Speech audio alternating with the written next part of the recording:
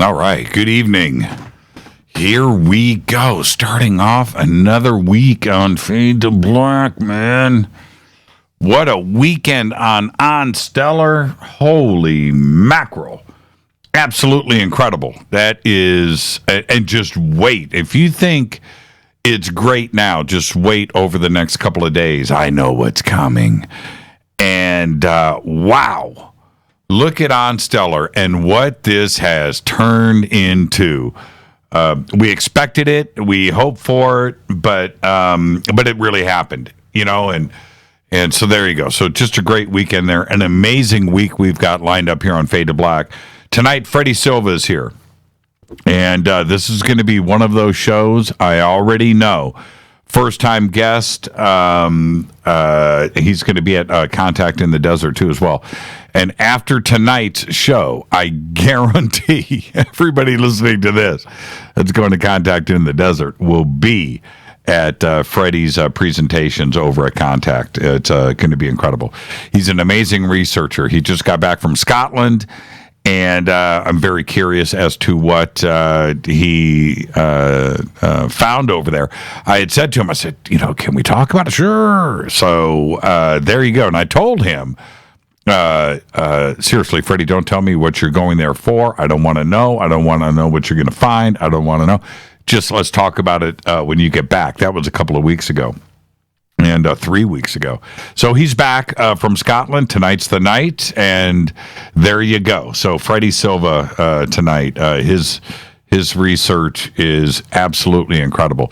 And whenever you have a first-time guest of his caliber, because he's one of the best on the show, it's just exciting. And you only get stuff like this on Fade to Black. It's just incredible to me.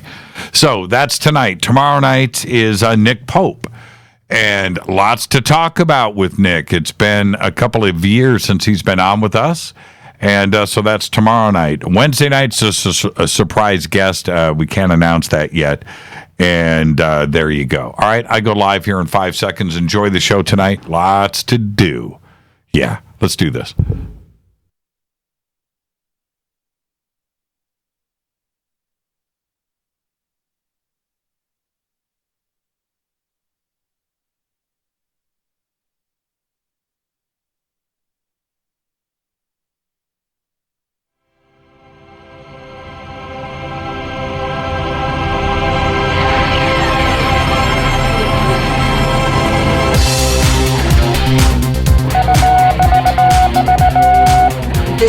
Radio for the masses.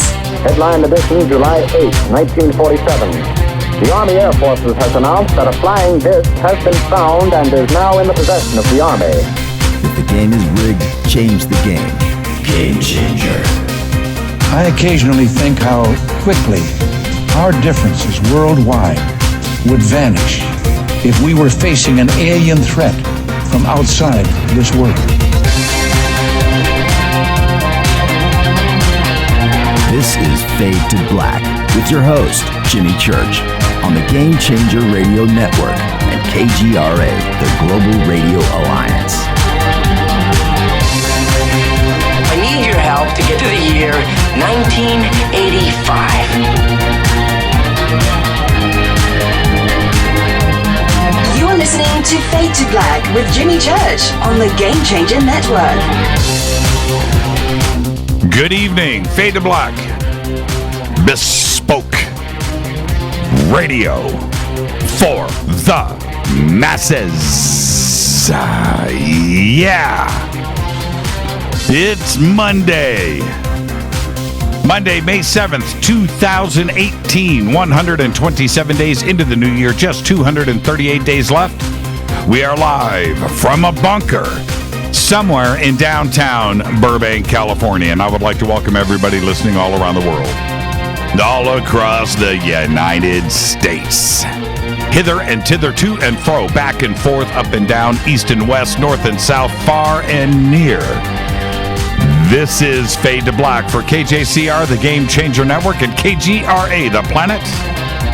I'm your host, Jimmy Church. What is cracking, everybody? How you doing? I hope you had a great weekend. It was challenging around here. So much to do. And but we got it done. And I'm talking about On Stellar and the show and show prep and websites and social media and everything else. It was just a very, very busy weekend down here in the bunker. And over at the house, Rita had me doing my chores all weekend. Saturday night, by the way. So, I'm doing chores. I'm vacuuming, I'm mopping, I'm cleaning, I'm doing laundry. I'm doing chores, right? Chores. Kitchen chores. And I turned to Rita. It was like 8:30 at night. And I said, hey, can I please now? I did my chores. Can I please go get on Stellar? She goes, okay, 15 minutes. I was like, what? Well, okay, it sounds like a fair trade to me. Got my chores done. I get 15 minutes online. So I jumped on Stellar. Hey, everybody, I got 15 minutes. What's up? And Rita said, I just want to go watch movies now. Let's go relax. Enough of that internet stuff. And she's right. So that's what we did on Saturday. It was just so much fun. And there you go. Exciting weekend around here, though. You can follow us on Twitter at JChurchRadio, at JChurchRadio. Temporarily, for the time being, you can still follow and like over at Facebook until that thing runs its course. And, of course, YouTube, you can subscribe over there. Tonight, we have very special guest, first time, Freddy Silva is here. Ancient wisdom for modern times is the discussion. One of the great researchers, one of the great speakers out there, Freddy Silva joins us tonight. So this is going to be one of those shows. I'll go ahead and put the F2B guarantee right on the front. This is going to be one of those shows that you'll remember and listen to over and over again in the archives. So, but tonight you get it live, and Freddy will be at Contact in the Desert coming up later this month in 3 weeks. We'll be out there. I can't even believe it. 3 weeks out at Contact in the Desert. And I was talking to everybody, the Fadernauts on the Bunker Cam right before the show, that after tonight, after the discussion with Freddy tonight, I'm laughing. Yeah, that was me this weekend. That was me this. That's going to get a retweet. That's me with a vacuum cleaner. Yep, that was me. I admit it. So funny. You know how I tried to get out of my chores this weekend? I turned to Rita and I said, can I go buy a new vacuum cleaner? Don't need one. But I was just trying to delay things, and I could go up to the store for a couple hours and go shop and then come back and put the new vacuum cleaner together and then somehow just run out of time. That was the plan. She saw through that, man, like a clean piece of glass. So I was saying to everybody before the show on the Bunker Cam that after tonight, I can guarantee that everybody listening to this show and listens to Freddy will be at Freddy's presentations at Contact in the Desert. You will chase him down and go and hear what he has to say. He is that electric. It's going to be a great conversation tonight. Tomorrow night, we have Nick Pope and technology, alien ET tech, disclosure, alien religions. That's what we're going to talk about tomorrow night. Of course, we got to talk about the MOD with Nick. I'm sure all of the current subjects in ufology in our community will be talked about tomorrow night. And then Wednesday night, we have a very special surprise guest. We can't announce that yet, but that will be Wednesday night. Thursday is another Fader night with John Rappaport and his No More Fake Newsroom Live, followed by open lines all night long. Now, for all of you new listeners to the show, we are completely interactive here. We have our chat rooms over at KGRA and Spreaker. They are live in front of me. As a matter of fact, let's just do this. Good evening, everybody. Good evening. There you go. And Twitter is always up live in front of me. We use TweetDeck.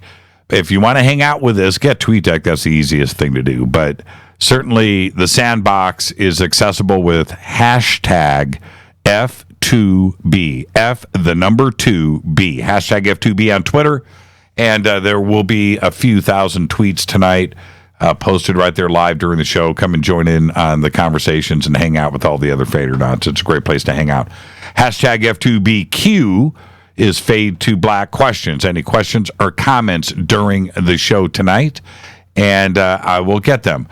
And, okay, this just popped up 15 seconds ago. Hey, JC, I'm looking at OnStellar right now. Want to make a donation. Do you know if that part of the system is fully functioning? Want to make sure that my money gets to where it is meant to go. Thanks. Yes, I believe that it is, actually. I had a couple of people today told me that they made donations. So, yes, you can go and do that. And as you can see, for every dollar, it's not actually, well, it's kind of a donation. You're actually purchasing tokens. So you get 5 tokens for every dollar that you donate. So if you want to test this system, this is from Eddie in Pennsylvania. Eddie, if you want to test this system, donate $5. See what happens in your wallet. And you know what? Just for me, I should have done that today. It got away from me a little bit. I was actually going to donate myself just to test the system. But I understand that it's working. We wouldn't have it up there if it wasn't. So go donate $5 or $10. And so, yeah, that would be a good way to get 50 tokens. I'm going to get to all of that in just a second here. But you can email throughout the show, which is jimmy@jimmychurchradio.com. But I've got some breaking news. And tonight after the show, Armenia will be electing their new prime minister, Nikol Pashinyan. And he is the leader of their Velvet Revolution, a revolution that the mainstream media chose to ignore. 10 days ago, he was arrested in the streets, yanked by his neck. And then he was released. And then 1 week ago, today, the ruling Republican Party rejected him. And he was the only candidate. I don't know how that's possible, but Rita and I watched it live. The revolution continued. The population in Armenia literally danced in the streets, blocking the airport, government buildings, the streets, shut the city down with music and happiness. And the government caved. And tonight, tomorrow already in Armenia, a new beginning. And I'll just say this, never give up, never surrender. Okay? Seriously. Now, the shirt that I am wearing, and I'll stand up. Go ahead, Frankie Four Fingers. Here's your shot. The shirt that I am wearing, right here. Look at that. How cool is this? Okay?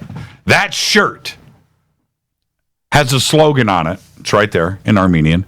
Dukov, meaning with courage. Whatever you do, do it with courage. Okay? And by the way, Dukov. Dukovny.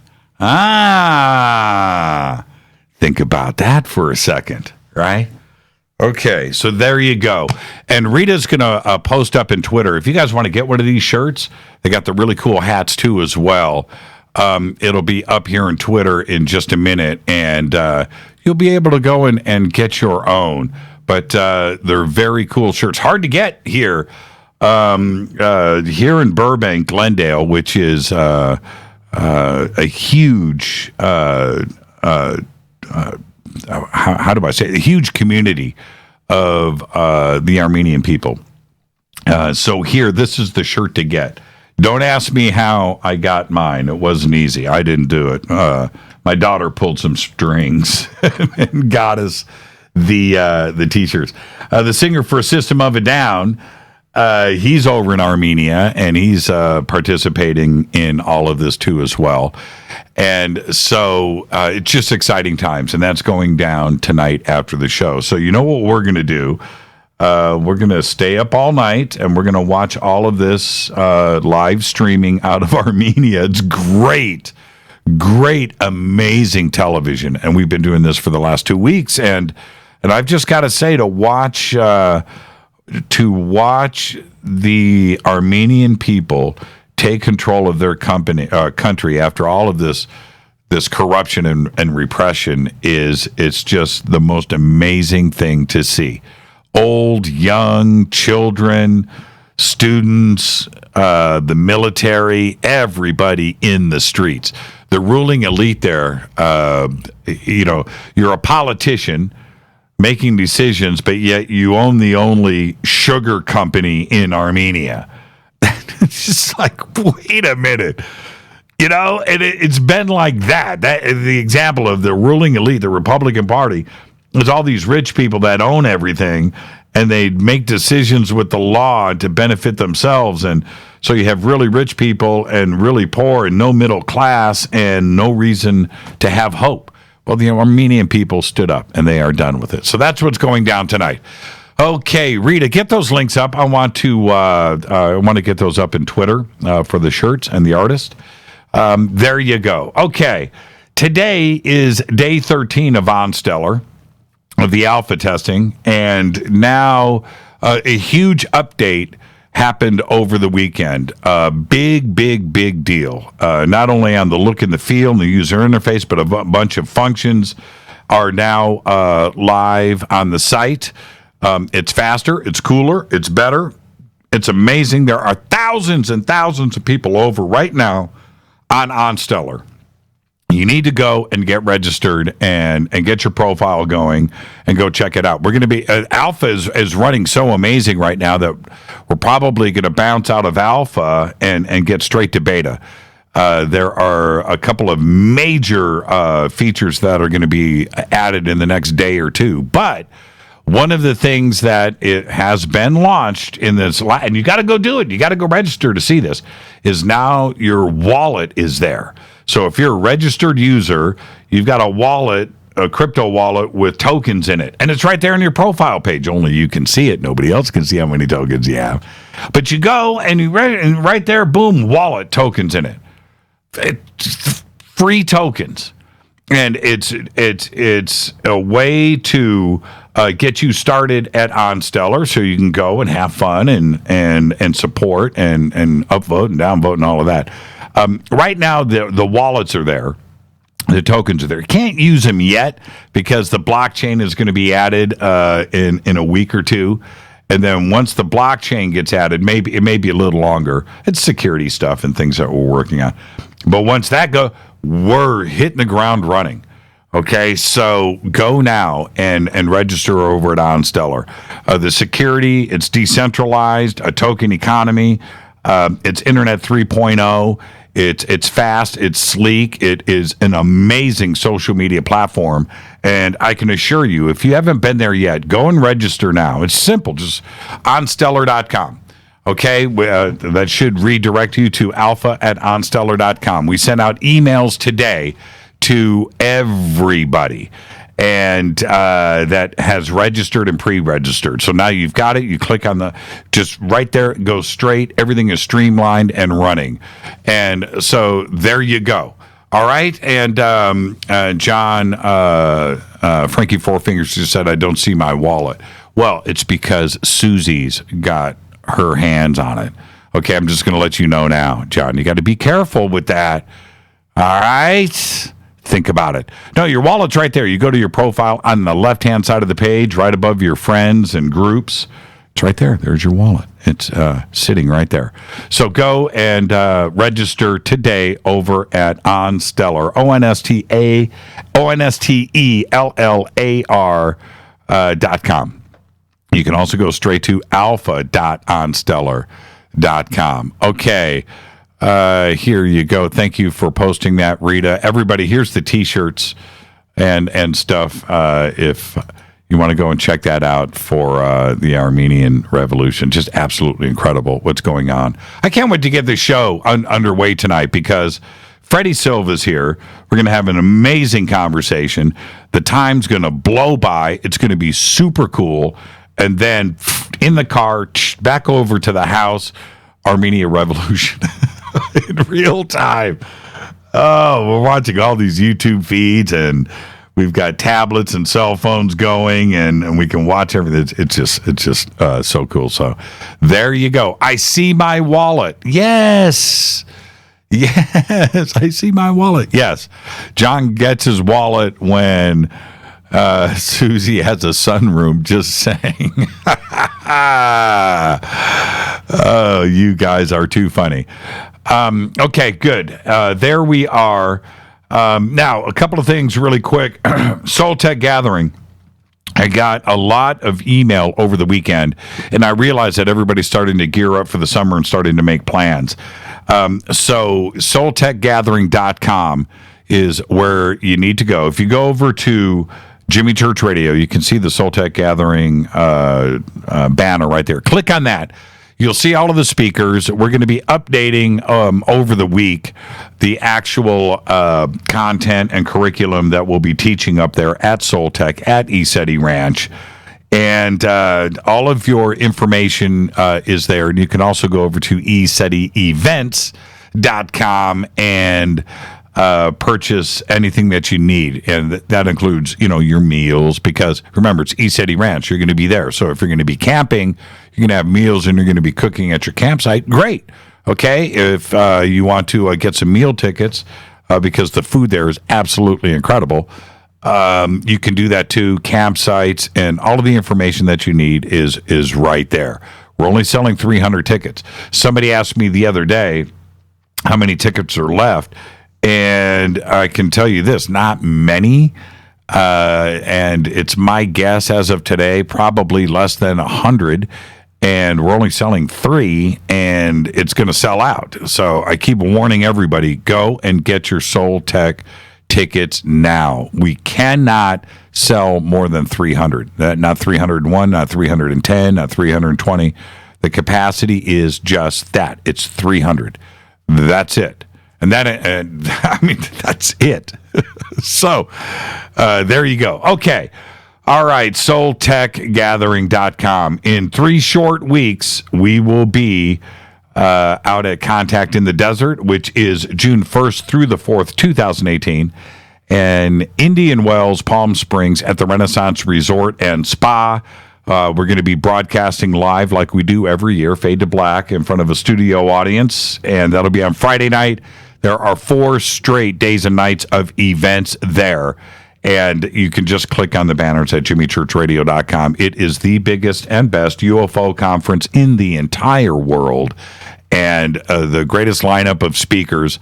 Tonight, Freddy Silva will be speaking there, and tomorrow night, Nick Pope will be speaking at Contact in the Desert. So go and click on the banners, get your tickets. OnStellar's going to be there. They're going to have a great booth. We're going to have a booth. Stillness in the Storm and Modern Masters, all 4 of us are together with one giant footprint. So come by and say hi. And a lot of the industry leaders that we have, the influencers over at OnStellar, will be hanging out also over the OnStellar booth and the Fade to Black booth. And there you go. So come by and say hi. Just got a text from Sukalos right there. And he says, oh, he is funny. He is literally right now, he is in Sardinia on his way to the South Pacific. He's filming the new season of Ancient Aliens. And I'm just like, dude, I'm so jealous. He's like, don't be jealous, man. It's just work. But there you go. So anyway, Sukalos is going to be on the show. Okay, that's what we are talking about, and we'll get him on next week or the week after. Okay, don't forget to subscribe to our podcast. Over 850 archive shows, custom apps, Apple, Android, all for just $2 a month. You can also become a Fade or Not over in our membership section on the site. I got some emails from everybody over the weekend saying that they got the new Fade to Black shirts. Thank you. And that they look great. And then I also got a couple of emails saying, if I renew, do I get the new shirts? Yes. And then I got other email, and everybody listening right now, you know who you are. I got email going, you know what? I want the old shirts. So it's like a weird thing. So, the new shirts are for renewals. the first time subscriptions to become a Fade or Not will be the old shirts. That way you can get both. You want both. You want the original, you want the OG shirts, but you get the new shirts with a renewal. All right, let's get this show cracking. Happy birthday to today. Nobody influenced me. That's what it's reserved for. Nobody did. Not today. So there you go. On this day in history, though, it was a big day. 1965. In the early morning hours of May 7th, 1965, in a Clearwater, Florida motel room, Keith Richards wakes up from a stupor, grabbed a tape recorder, and laid down one of the greatest guitar riffs of all time. That's right. The opening of I Can't Get No Satisfaction happened on this day. Then he promptly fell back to sleep. And that is a fact. I'm not making it up. That's how it went down. Yeah. It makes you wonder about the night before, right? Think about that. But it happened, OTD, on this day in 1965. Fader fact. Again, I love it when I get to this part of the show. I really do. River Moon Coffee. Fader fact. Now, you're sitting around with your rock and roll buddies, and you guys are trading your trivia, and you know, somebody whips out, you know, who made Randy Rhoads' first guitar, and you say Carl Sandoval, right? That's not that good a trivia, you know, and who really played bass on Quiet Riot's first album, right? Okay, it wasn't Rudy Sarzo, right? So, okay, so I get that. Right? And that's basic trivia. This is what you whip out on your rock and roll buddies. The piano that Freddie Mercury plays on Bohemian Rhapsody is the exact same piano that Paul McCartney plays in Hey Jude. Whip that out. You're a musical pillar of knowledge. Think about that. Over the weekend, that's Fader fact. That's real. And if you kind of close your eyes and you're kind of thinking about that a little bit, they sound the same, don't they? Well, they should, because they are. Over the weekend, I highly recommend HBO right now has got a series. There's part 1 and part 2 out on Elvis Presley, about Elvis Presley. It's called The Searcher. And the artists and friends, Bruce Springsteen and Tom Petty and others are narrating and commenting throughout the series. But the footage that they've acquired for this is unbelievable. It's unbelievable. The director, John Landau, did an incredible job on this, on how not only how it's put together, but the storyline. And if you're an Elvis fan, more than likely you think that you've seen everything before. You've seen all the photographs, you've heard all the stories, but this one is different. It's very, very well done. So I highly recommend it. It's called The Searcher, and it's on HBO. And if you've got HBO on DirecTV or whatever, you can see it on demand, part 1 and part 2 right now. And I don't know if there's going to be a part 3. I haven't gone that far, but it's unbelievably great. So there you go. And also in The Searcher, now I just talked about Tom Petty and Bruce Springsteen. Last night, Rita and I were watching, and I said, is that Tom Petty? Turned out it was Tom Petty.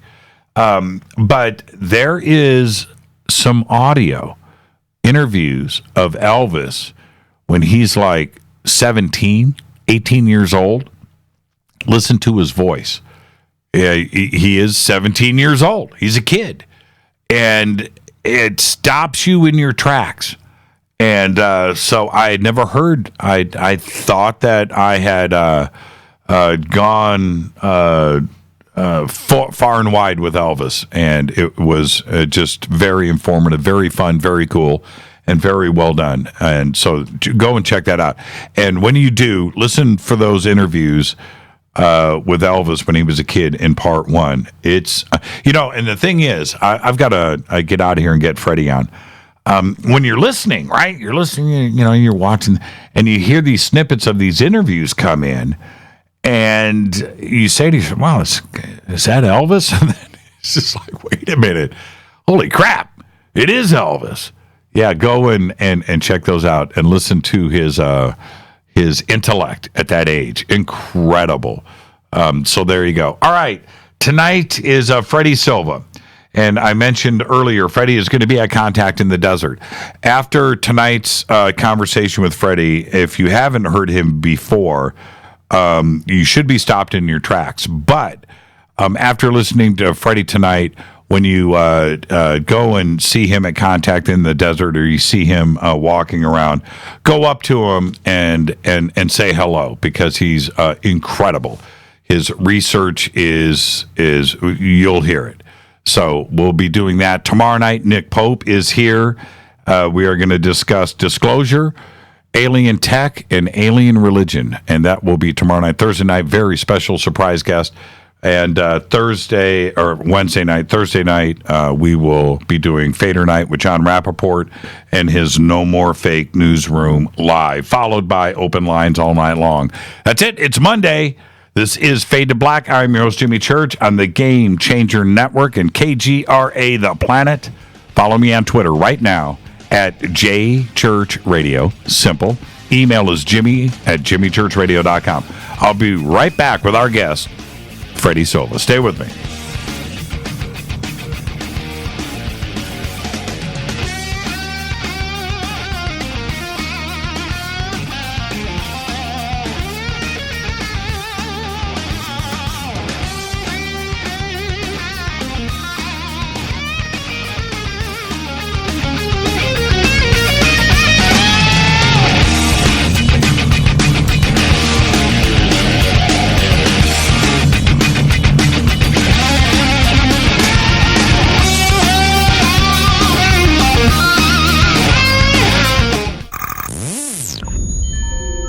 You're listening to Jimmy Church, Fade to Black.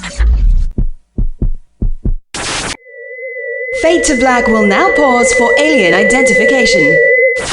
The station that talks the net. KGRA Radio.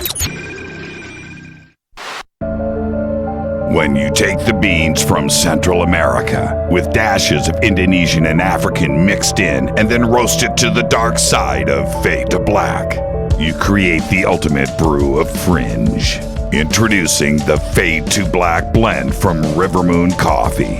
Yes, Rivermoon's darkest customized roast was created for the love of Fade to Black.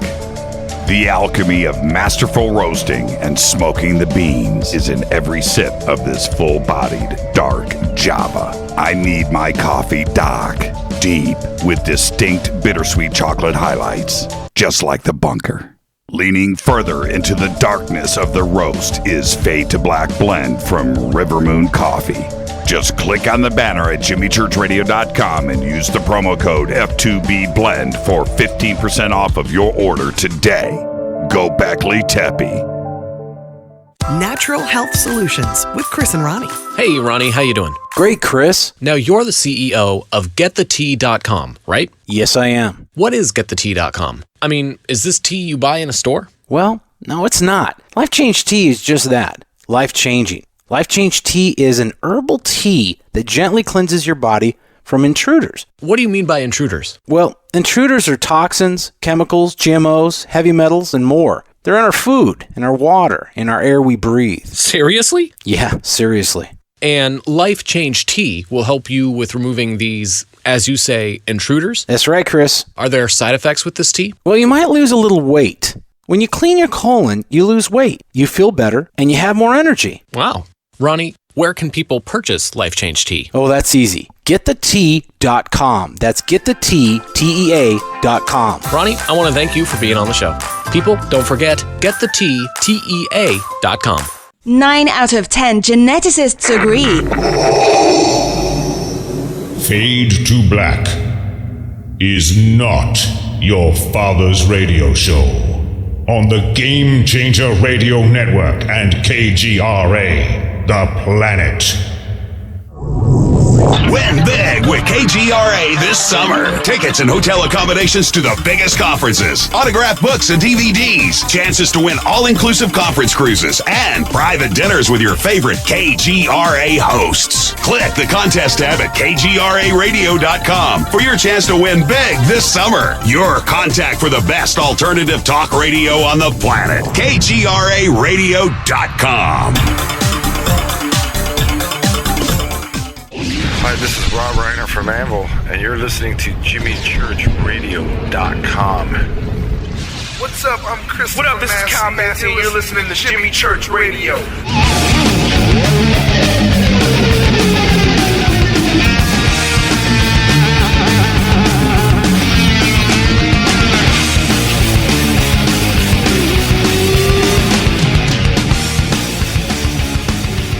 All right, welcome back. Fade to Black. I'm your host, Jimmy Church. Our guest tonight, Freddy Silva. This segment of Fade to Black is proudly brought to you by Life Change Tea. Just click on the banners over at jimmychurchradio.com and use the promo code FADER, F-A-D-E-R. You get yourself some free shipping. And I do want to remind everybody, tomorrow night, our guest is Nick Pope. Wednesday night, we have a very special surprise guest that we will announce Wednesday morning. Thursday is another Fader night with John Rappaport. Open lines all night long. Tonight, it's Freddy Silva. He is a best-selling author. He's a leading researcher of restricted history, ancient knowledge, sacred sites, and the interaction between temples and consciousness. He is also a leading world expert on crop circles. He has published 5 books in 5 languages. He is described by one CEO as perhaps the best metaphysical speaker in the world right now. That's pretty heavy. For 2 decades, he has been an international keynote speaker with notable appearances at the International Science and Consciousness Conference, the International Society for the Study of Subtle Energies and Energy Medicine, and the Association for Research and Enlightenment. He is featured on Gaia TV, Ancient Aliens, BBC, and radio shows such as Coast to Coast, and now officially Fade to Black. He's also a documentary filmmaker and leads private tours to sacred sites around the world. His website is invisibletemplate.com, and I would like to welcome for the first time to Fade to Black, the one and only Freddy Silva. Freddy, good evening. How are you? Hello, Jimmy. I feel so much better having listened to that wonderful heavy metal music. I want to dust out my Fender Strat and go play it right now. Yeah, what do you... Freddie, I'm going to turn it to 12. Yeah, what kind of Strat do you have? I've got, let's see, I was always looking for something that's a pre-CBS one, because I like the big headstock, but somehow... Right. And I finally got some money, and I moved to America, and I moved to Chicago, and got myself a decent job, and I thought, I've got some spare money. I think I'll go and buy myself an 80 standard American Fender Strat with a special pickup in the treble position, which makes it go to about 50 rather than 11. It's so good. I don't but know. He hates me because I spend so much time writing. I know. And I've got the same problem because I'm a big Strat guy. You know, I'm a Strat collector. And if you've ever seen any pictures of me or the bunker here, you can see some of my Strats hanging on the walls around me. And but sadly enough, they look good. I don't have the time to play them. I've got hanging behind me right now. You can go poke around online. I've got a Stevie Ray Vaughan right behind me. And it's gorgeous, right? It's the number one. Worthy. Yeah, right? And it's hanging up behind me. It sounds great. It looks great. But unfortunately, I just don't have the time anymore. The busy lives we lead. But I'll never let it go. Right? I know. Once those calluses start to go on your playing fingers, it's very hard to bend those strings. I know. They sound like an old 50s record that's being played backwards. Not fun at all. Fender sent me an amp a few months ago, and which I have here in the bunker. And it's a gorgeous amp. They sent it for me to check out, and of course I didn't send it back. I stole it, but it's here. and I plugged in and pulled down a guitar or two, and for 2 or 3 days I just played, And it's just so funny. I'm like, man, I don't have those calluses anymore. I can't do those things that I used to do. I need to respect that. And but anyway, we just don't have time anymore. I would love to be able to do it for 10 hours a day, and just can't do it. So, Freddie, this is the deal here. This is your first time on Fade to Black, so I've got to give you the first time guest disclaimer. Okay. Which is this. Are you a pint of beer or something? Yes, I know, right? Which is this. It's just you and I sitting on my couch having a conversation as friends. Where the conversation starts, it starts. Where it ends, but we're going to end as friends. Okay? Well, that's how I usually do it anyway. Yeah, there you go. So you ready? Absolutely. Now, your presentations and your documentaries are incredible. And well, thank you. No, they are. They truly are.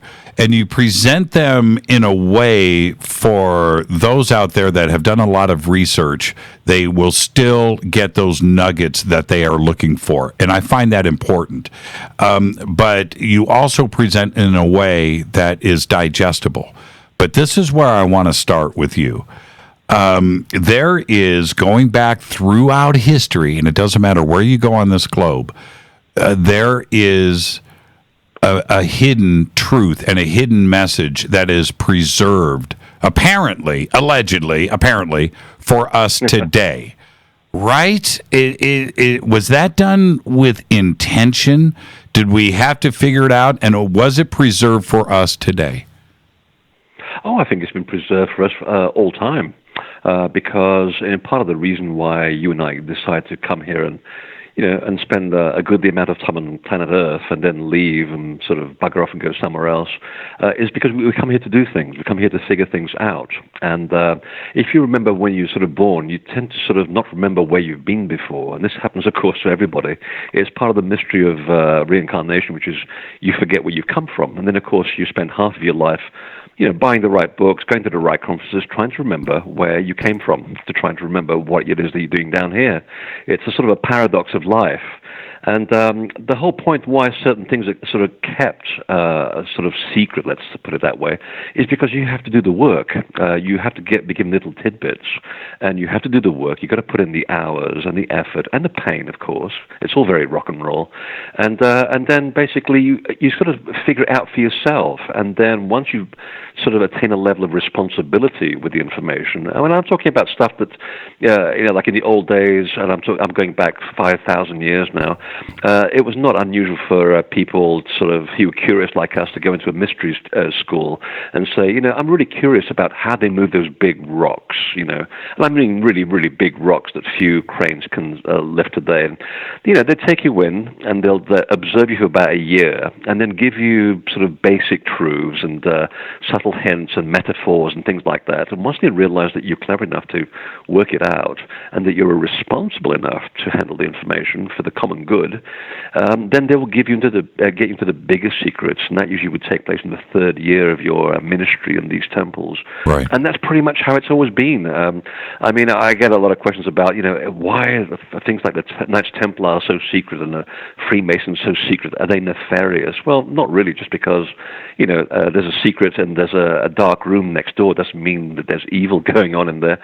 It's just that some information is so valuable and so important that it requires a person with good integrity to apply it. Otherwise, anyone could apply the kind of rules that the mystery teachings would teach you, and then go off and do silly things like create earthquakes and destroy pyramids and blow up Vimana craft over India, that kind of thing, and start a war between the gods. So it was all about responsibility when you come down to it. So that's the really reason why we are given things in a sort of a drip feed, go as you go stage, because we're also here on a collective journey, and there's sort of a powers that be, and you can call them aliens, spirit beings, whatever makes you comfortable. And they basically have a vested interest in us to figure out that we're going to do things properly. So they kind of sort of change their agenda relative to how we change our agenda collectively. So things to have a habit of changing as we develop as well, because whatever we do down here echoes in eternity, whether it's good or bad. So other life forms also have to adapt to our behavior. So again, that requires the information to again be drip-fed in a certain way, so that then we can keep up with the information and then apply it accordingly. So it's actually nothing very nefarious at all. It's actually done for our own good, actually. Take us back. Everybody has that epiphany, that moment. And for you, what was it when you said, wait a minute, let's pump the brakes. There's something going on here. Was it a specific megalithic site? Was it a book? What was it?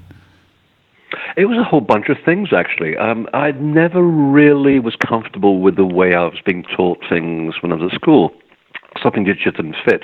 I remember reading Eric von Daniken's work early on in my life when I was a wee nipper in London, and putting up my hand during religious education class and saying, actually, the parting of the Red Sea was done by a UFO. I read it somewhere. And that got me into a lot of detention for several days. I knew then, and the detention usually hurt. It usually involves sort of the beating on the back of your hand with big, thick pieces of wood. So I figured that something wasn't quite right here. I mean, if God was supposed to be a very loving person, why was this person so judgmental and so nasty? It didn't sit well. So, of course, as I go through my professional life, I'll start reading books about channeling or about sacred sites or about pyramids, and they begin to work on me bit by bit. But the definitive moment really was when I got, and it's an extraordinary story, it really is even today. I was literally lifted off the ground inside a crop circle and taken out of body for about 40 minutes and had a wonderful experience with some lovely beings, came back, and out of that came a best-selling book, which I had never really planned to do in the first place. So I could probably say that was my definitive moment when I realized that there's something else happening beyond us. There are other people involved in the universe who are looking after us. They are very concerned about our welfare, and if you ask the right questions and are of a certain kind, and I also believe that you're also born with a certain agenda when you come here. You just don't find it until later in life. Right. And that applies to all of us. I just found at that moment that there was some guidance going on here. I'd hit something very profound. I'd asked certain questions, and I figured that there was something within the crop circle phenomenon that was of huge benefit to society. I just didn't know what it was at the time. And literally, the moment I came back from this experience, the next day, I started writing like an idiot. I couldn't stop writing, and if any authors are listening, you'll know that you have to have a structure to your writing. You have to have a plan of chapters, a certain mode of thinking that leads you from A to Z. This wasn't happening at all. It would start off in chapter 7, chapter 1, chapter 8, chapter 15. It was all over the place, and in the end, it all made sense. And that was what the scary thing really was about. And no matter how many weird pieces of information I was putting into the book that seemed to have come from nowhere, I was then able to back it up with hard science, which took me about a year to actually look for the information, and it was there. You just have to look under some very strange rocks. But I would probably say that was the moment in my life where I realized I've got to give up my day job, which was not rock and roll, by the way, and go and do this and give up everything, my marriage, my house, my cars, I mean, literally everything, and hit rock bottom, but it was really worth it because I feel from the reports that I get back from people still today, 15 years after that first book was published, they still feel it changed their lives for the better. So I guess for me, it's a wonderful compliment that I've sort of made that commitment, pushed the boat out a little bit, had this extraordinary out-of-body experience, and then came back to tell the tale. So it's kind of shaped the way I see things today. Let's talk about that moment, because it's when that does happen. Well, okay. First off, it's life-changing, but also it could be unintentional, unexpected, or something that you were trying to do. The out-of-body experience, right? This 40-minute journey. Was it an accident? Did you expect it? No, I didn't, and that's what was fun about it, because sometimes it can be psychosemantic. I mean, you can create these occurrences if you believe in something so badly that you will create it. Exactly. But most of the time, it comes from your own ego. No, this didn't. I mean, never even in my wild imagination did I believe that this could happen. I was just asking some very innocent questions. For example, I've got all of these bits of information about crop circles and how they're actually made. Now, I'm not a physicist. I have to learn everything from scratch. So I don't have an agenda to play here. I'm just sort of thinking out loud. And this is back in 97. I mean, I remember this as clearly as I'm speaking to you now. I remember talking and working with Colin Andrews at the time, who was the acknowledged expert on the subject at the time. And I said, I really want to connect the connection between the magnetism, the electricity, the alteration in the gravitational field, the soil disruptions we find in the real crop circles, and how do they all connect together to alter consciousness? I just don't have the answer to that, but I'm sure there'll be a crop circle this season that will help me understand this. And he would come, call me every single day and show me pictures of brand new designs, and I'd go, nope, that's not the one. Nope, that's not the one. But I had no idea what I was looking for. That was the funny thing. And people who were around me could swear to this story because they almost thought the whole thing was very comical. And right towards the end of the season, right towards the end of July in England, there was we were called to go to this field, and it had two designs in it. And I was there with a very interesting psychic who collects messages from the circles and really helped us to understand a lot about them, which we could then validate scientifically afterwards. And she went off ahead into the second circle. I stayed behind in the first one. And it's in a field where I've always been attracted to. Whatever landed there, it always got me involved for some reason. I always call it my field. Mm-hmm. So, I was in the first design with a friend of mine taking measurements and, making calculations and the usual head stuff. And then we walked quietly to the second one, which is only a couple of 100 yards away. And the moment I walked in, I just knew. I remember saying to my colleague, I said, this is what I've been looking for. But of course, you can't see it because you're on the ground. You haven't seen the aerial shot yet. So how do I know this is what I'm looking for? But I can feel it. And I'm going, this is the Atlantean six-petaled flower. And he says, what the hell is an Atlantean six-petaled flower? And how do you know it's six petals? And I said, I have no idea what I just said. Just ignore me. I'm just, obviously I'm not making much sense. And it turns out, actually, it was a six-petaled flower. And then all kinds of other geometries were involved in there that you couldn't see with the naked eye. And sure enough, my friend of mine, who was very intuitive, comes back and says, this message is for you. And I said, what is it? They're saying, if you wrap yourself in the petals of this flower, the secrets of the circle-making process will be given to you. And I went, you've got to be kidding me. Right. And that's when you realize you're just not making this up, because she couldn't have heard me what I said. She was 300 feet away, and I was talking very quietly. Anyway, and I did go back in there in the middle of the night, with great reverence. Took a little bit of music with me back in the days when we had, and anyone who's younger than 50 will have to Google this, cassette tapes. Right. And of course, there was a C90 tape, which means you have 45 minutes on either side, and you had a little boom box. And I kind of just took it with me just to sort of make myself feel at home. You're in the middle of a field. It's very, very dark. It can be a little bit disempowering. So I figured I'm going to take some quiet little meditational music with me, just sit there. And I just remember lying down, and the rain started coming down, and I thought, you know what? I didn't come all the way here, and I was living in America at the time. Oh, Freddie, I didn't come all the way to England for a whole sort of 4 weeks at this expense to be rained upon. And now that I'm lying here, connecting with whatever it is that's making this and getting some information. Hold on. Let me jump in. Let me jump in real quick. For the visual, for the audience, are you in the exact center? Oh, no, I'm actually inside one of the petals of the flower. Oh, that's even cooler. Okay, so yeah, I get because you. the center is not necessarily the energy hotspot of the crop circle. That's right. You have to actually understand where the center is. And it takes either very sensitive equipment or a pair of bent coat hangers called dowsing rods. The two will give you exactly the same result. So once you understand and you walk around enough times, you'll understand where it is. So I'm kind of close to that energy hotspot, and middle of the night, it starts to rain. I said, stop raining, please. I don't want to get wet. And it stops raining, and I'm going, this is getting weirder. And then I kind of lied down. I was getting a little bit sort of fearful because I could hear these footsteps coming behind me. And I thought, oh, God, I forgot to ask the farmer for permission. I really shouldn't be here without his permission. I better start making some excuses and show him some credentials. And then this bright light just comes above me to the point where I'm batting my eyelids. And I'm thinking, I don't really do abductions. It's not my thing. They happen, but it's not my thing today. Thank you very much. I got work to do. And then I felt as though someone came up behind me when I'm lying down on the wheat, and they hit me with a baseball bat on my neck, and it didn't hurt.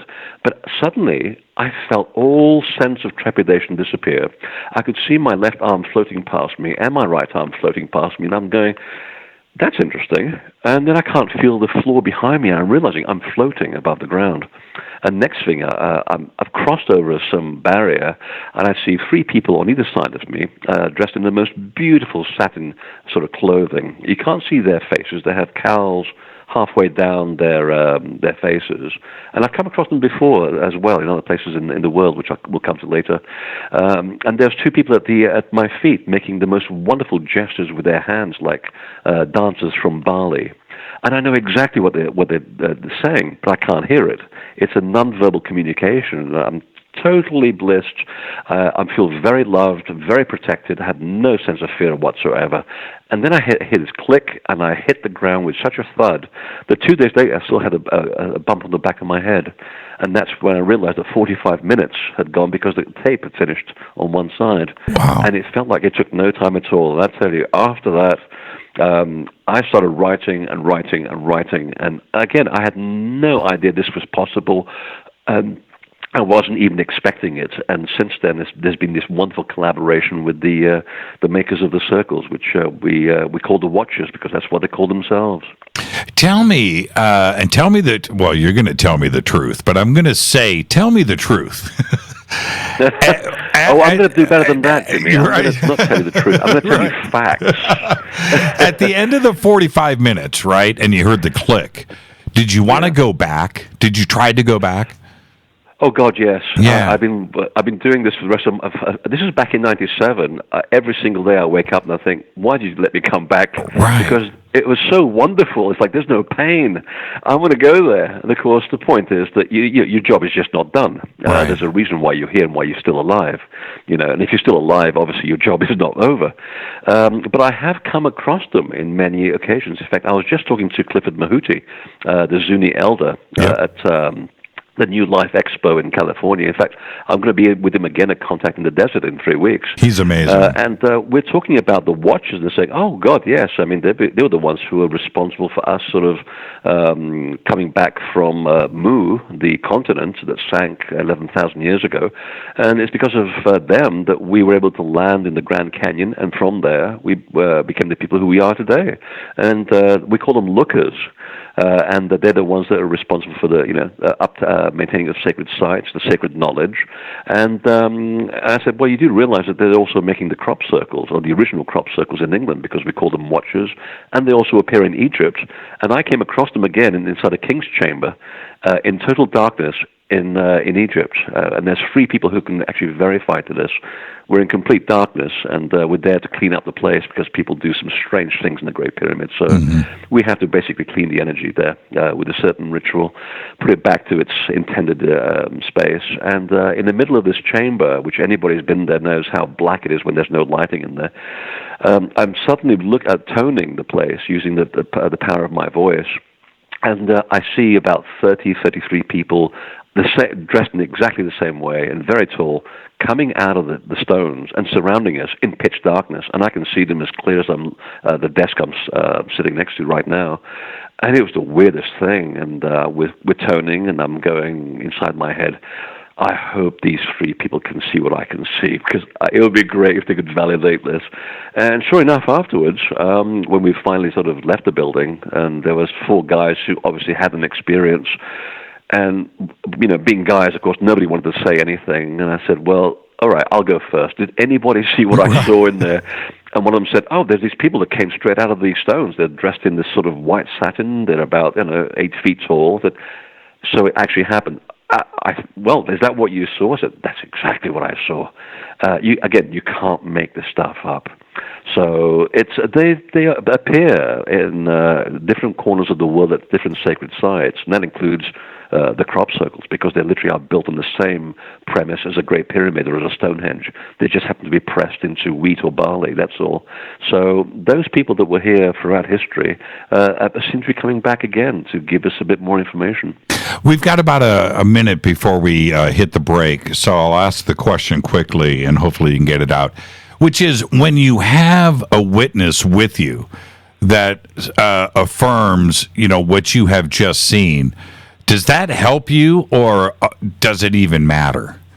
Oh, absolutely helps. Absolutely. Because, when I first started doing this work, hand on heart, I was getting a lot of things completely wrong, because they were the creation of, my own desire.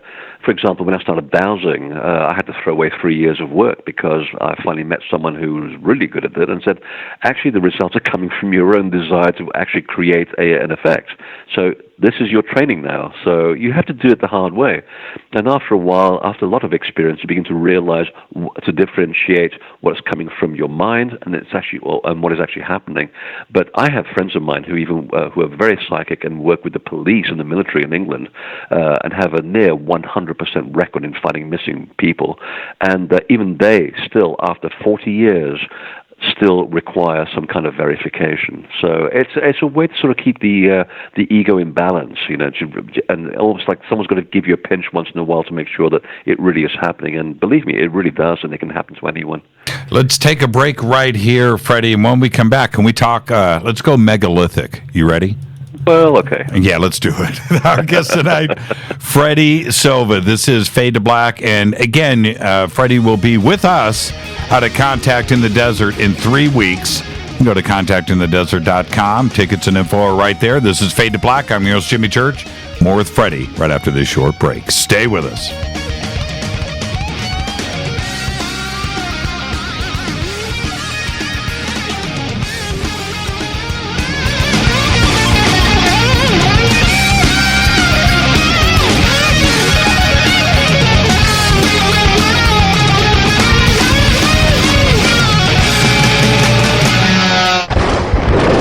This is Fade to Black with Jimmy Church on the Game Changer Radio Network and KGRA, the Global Radio Alliance. This is KGRA Digital Broadcasting Station, Salt Lake City, Utah, Van Buren, Arkansas. Hello, Fadernauts. This is Jimmy Church, and I'm introducing New Pharma, a company whose products are based on science. Human function based on the endocannabinoid system, or ECS. New Pharma firmly believes in this science, and their research indicates that support of the ECS provides the beneficial effects for a healthy lifestyle. New Pharma's science includes relief capsules for pain relief, sleep capsules, which are natural support for occasional sleeplessness. Foundation is support for your ECS, and Fit capsules support your active lifestyle. Just click on the banner at jimmychurchradio.com and use the promo code F2B for a 33% discount on all of their products. Or visit newpharma.com for all of the knowledge on the science. That's GNUpharma.com. Go Beckley Tappy. You're listening to my main man, Jimmy Church, on jimmychurchradio.com. Hi, this is Ray Hobbs here, repping the planet, and you're listening to my good friend, Jimmy Church, Fade to Black, on the Game Changer Network and the KGRA Digital Broadcast Station. This is Toby Kebbell. You're listening to jimmychurchradio.com. Don't hurt me, Jimmy.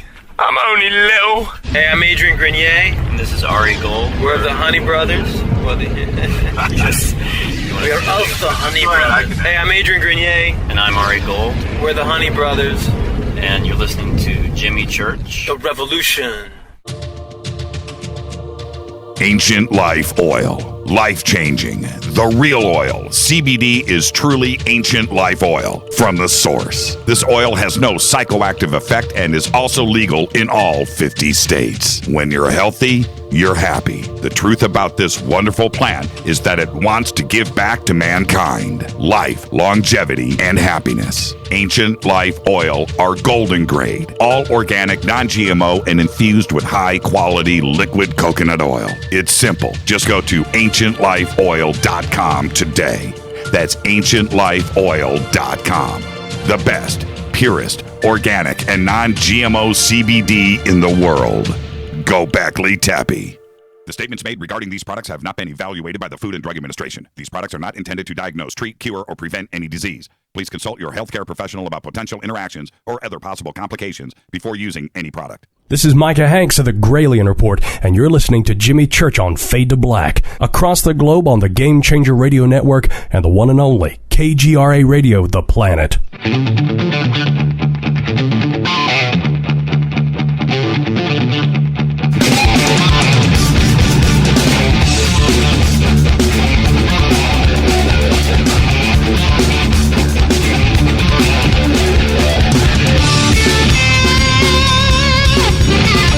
Welcome back, Fade to Black. I'm your host, Jimmy Church. You can follow me on Twitter at JChurchRadio. We'll get Freddy's Twitter up here in just a minute. This segment of Fade to Black is proudly brought to you by River Moon Coffee, makers of the Fade to Black blend. Best coffee in the world. Just click on the River Moon Coffee banner at jimmychurchradio.com. Promo code F2BBLEND. 15% off of your order. Our guest tonight, Freddy Silva, one of the great speakers in the world and filmmakers and authors. And Freddy, what I find really interesting about your research is you look at it from another angle, and we need to do that today. I'm constantly bickering about Egyptologists and academia. But when we look at, you just mentioned the King's Chamber, but the King's Chamber, the Queen's Chamber, the Grand Gallery, these are all modern names. I don't know if we have any clue, really, what is going on there. And we need researchers like yourself and others out there, Graham and Schock and John Anthony West, God rest his soul. I know. Yeah, to try to uncover what's going on. So when you mention the King's Chamber, what do you think? What do you think is actually going on there? What do you think its original purpose was? Oh, I think it's multidisciplinary, like you said. I mean, I've had conversations with the people you just mentioned, by the way, and we basically agree on one thing, that we all have to see it from slightly different points of view and take a very multidisciplinary approach. And once you get yourself out of the way, it's amazing how much work you can actually do. With regard to the Great Pyramid, I was kind of following the usual dialogue of the fact that, well, there's no one buried there, and never has been, and there's no evidence that anybody's ever buried there. I like Chris Dunn's approach, that he's looked at the whole thing as a big energy device, and it's very plausible. Can we prove it? No, but there's a lot of evidence that he's actually put together to make a very coherent argument. I began to look at it from a slightly different point of view again. I just finished writing a book called The Lost Art of Resurrection, which really looked into the exact question that you're asking, which is, why is it we have so many anomalous buildings around the world, especially where there's supposed to be tombs and there's no one buried. Mm-hmm. And one of those moments where I sort of took a step back and just got out of my own way, and I was reading the wall of the supposed tomb of Tutmosis III in the Valley of the Kings, which is very anomalous because of one reason, among others, and that it has a well. Now, why would a dead guy need a drink of water? It doesn't add up. The tomb is aligned to the northeast, which is something you just did not do in metaphysics. Dead people are usually aligned east-west, which follows the equinox and the rebirth of the soul. So northeast is usually a place of ancient wisdom, a place where you go to get information and knowledge.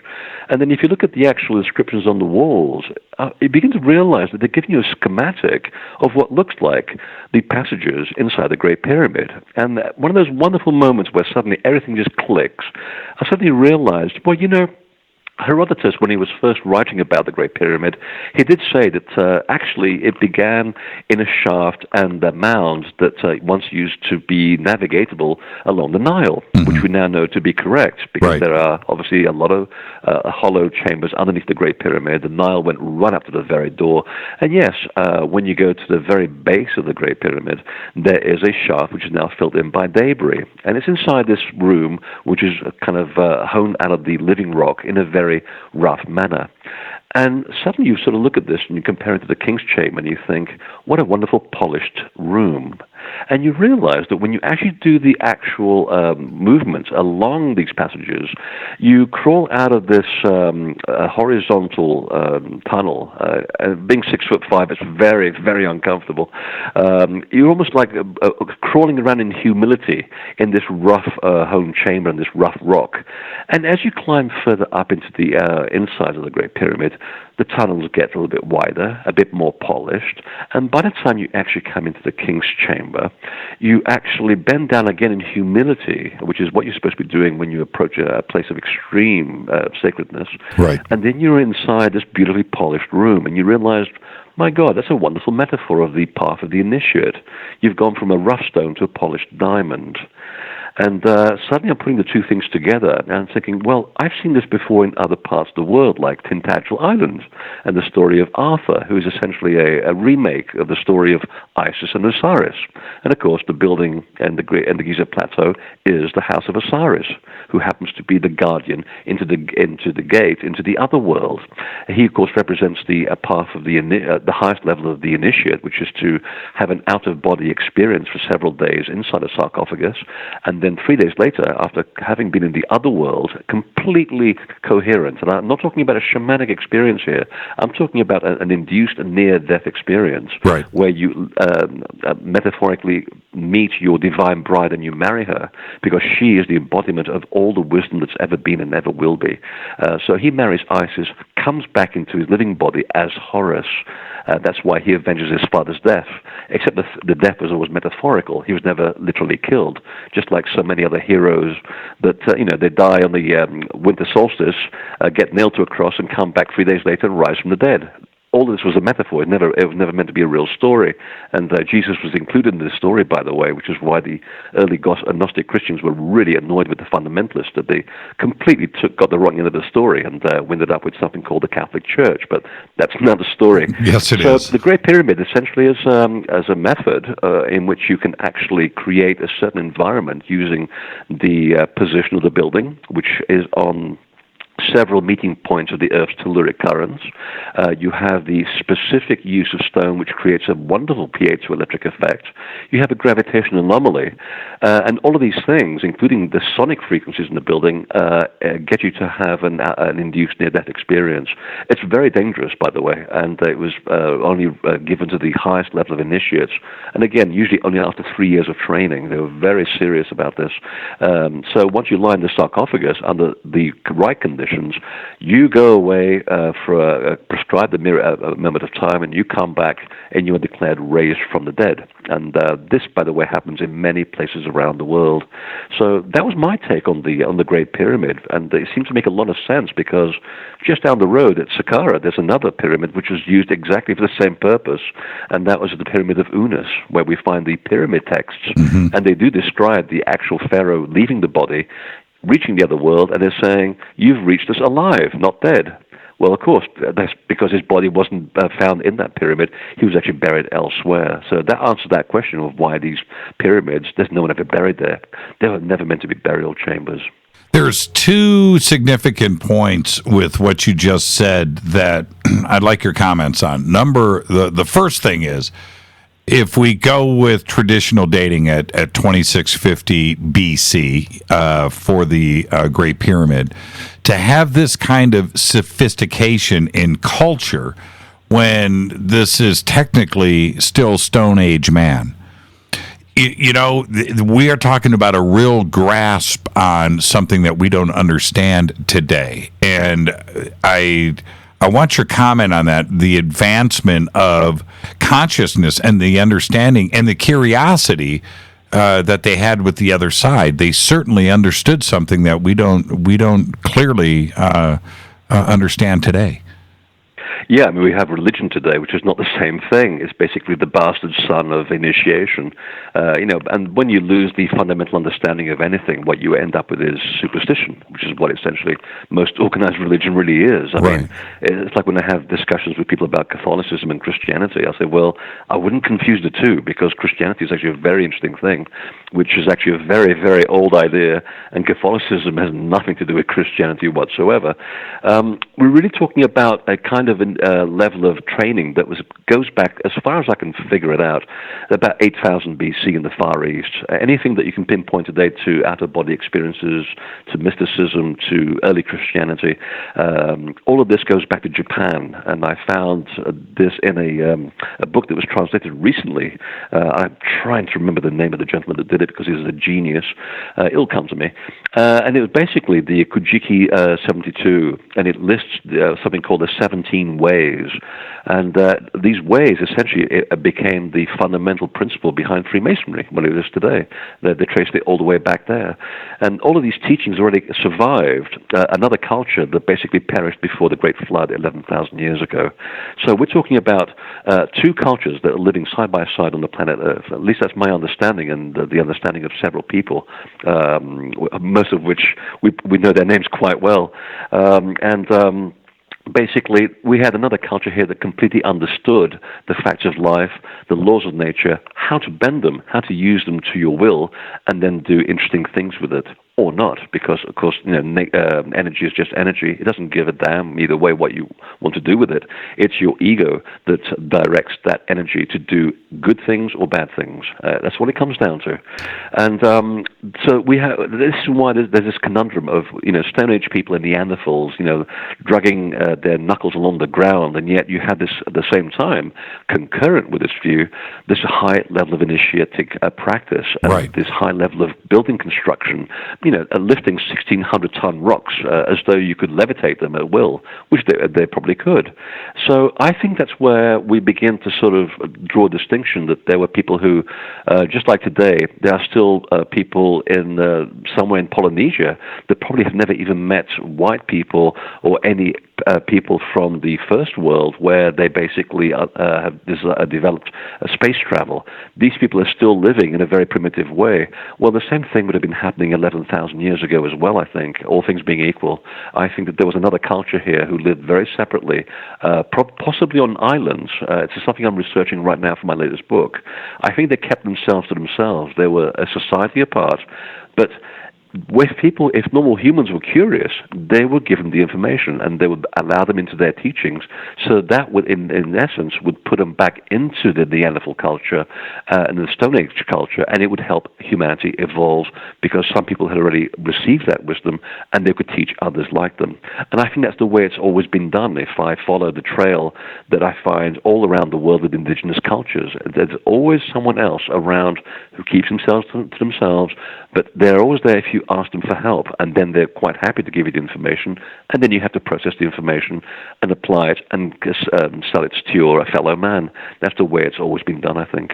Well, there's that part of it, which suggests a lot of sophistication, a technically advanced culture, when clearly there was other things going on that wasn't. But at the same time, when you walk into the king's chamber, or other sites around Egypt, but you walk into the king's chamber and it's still perfect, right? It hasn't shifted. Cairo, Cairo has been leveled how many times in the last 5,000 years from earthquakes, but yet here we have the Great Pyramid still nearly as it was when it was originally built, whenever it was originally built, but it hasn't shifted. I think it goes back to your other part of your question, which was, when was it built? I think all the arguments are actually correct, because you have to understand the basic principle upon which temple making is created, and that is, the temples have to be mirrors, perfect mirrors of the cosmos, because the ancients recognized that here on Earth,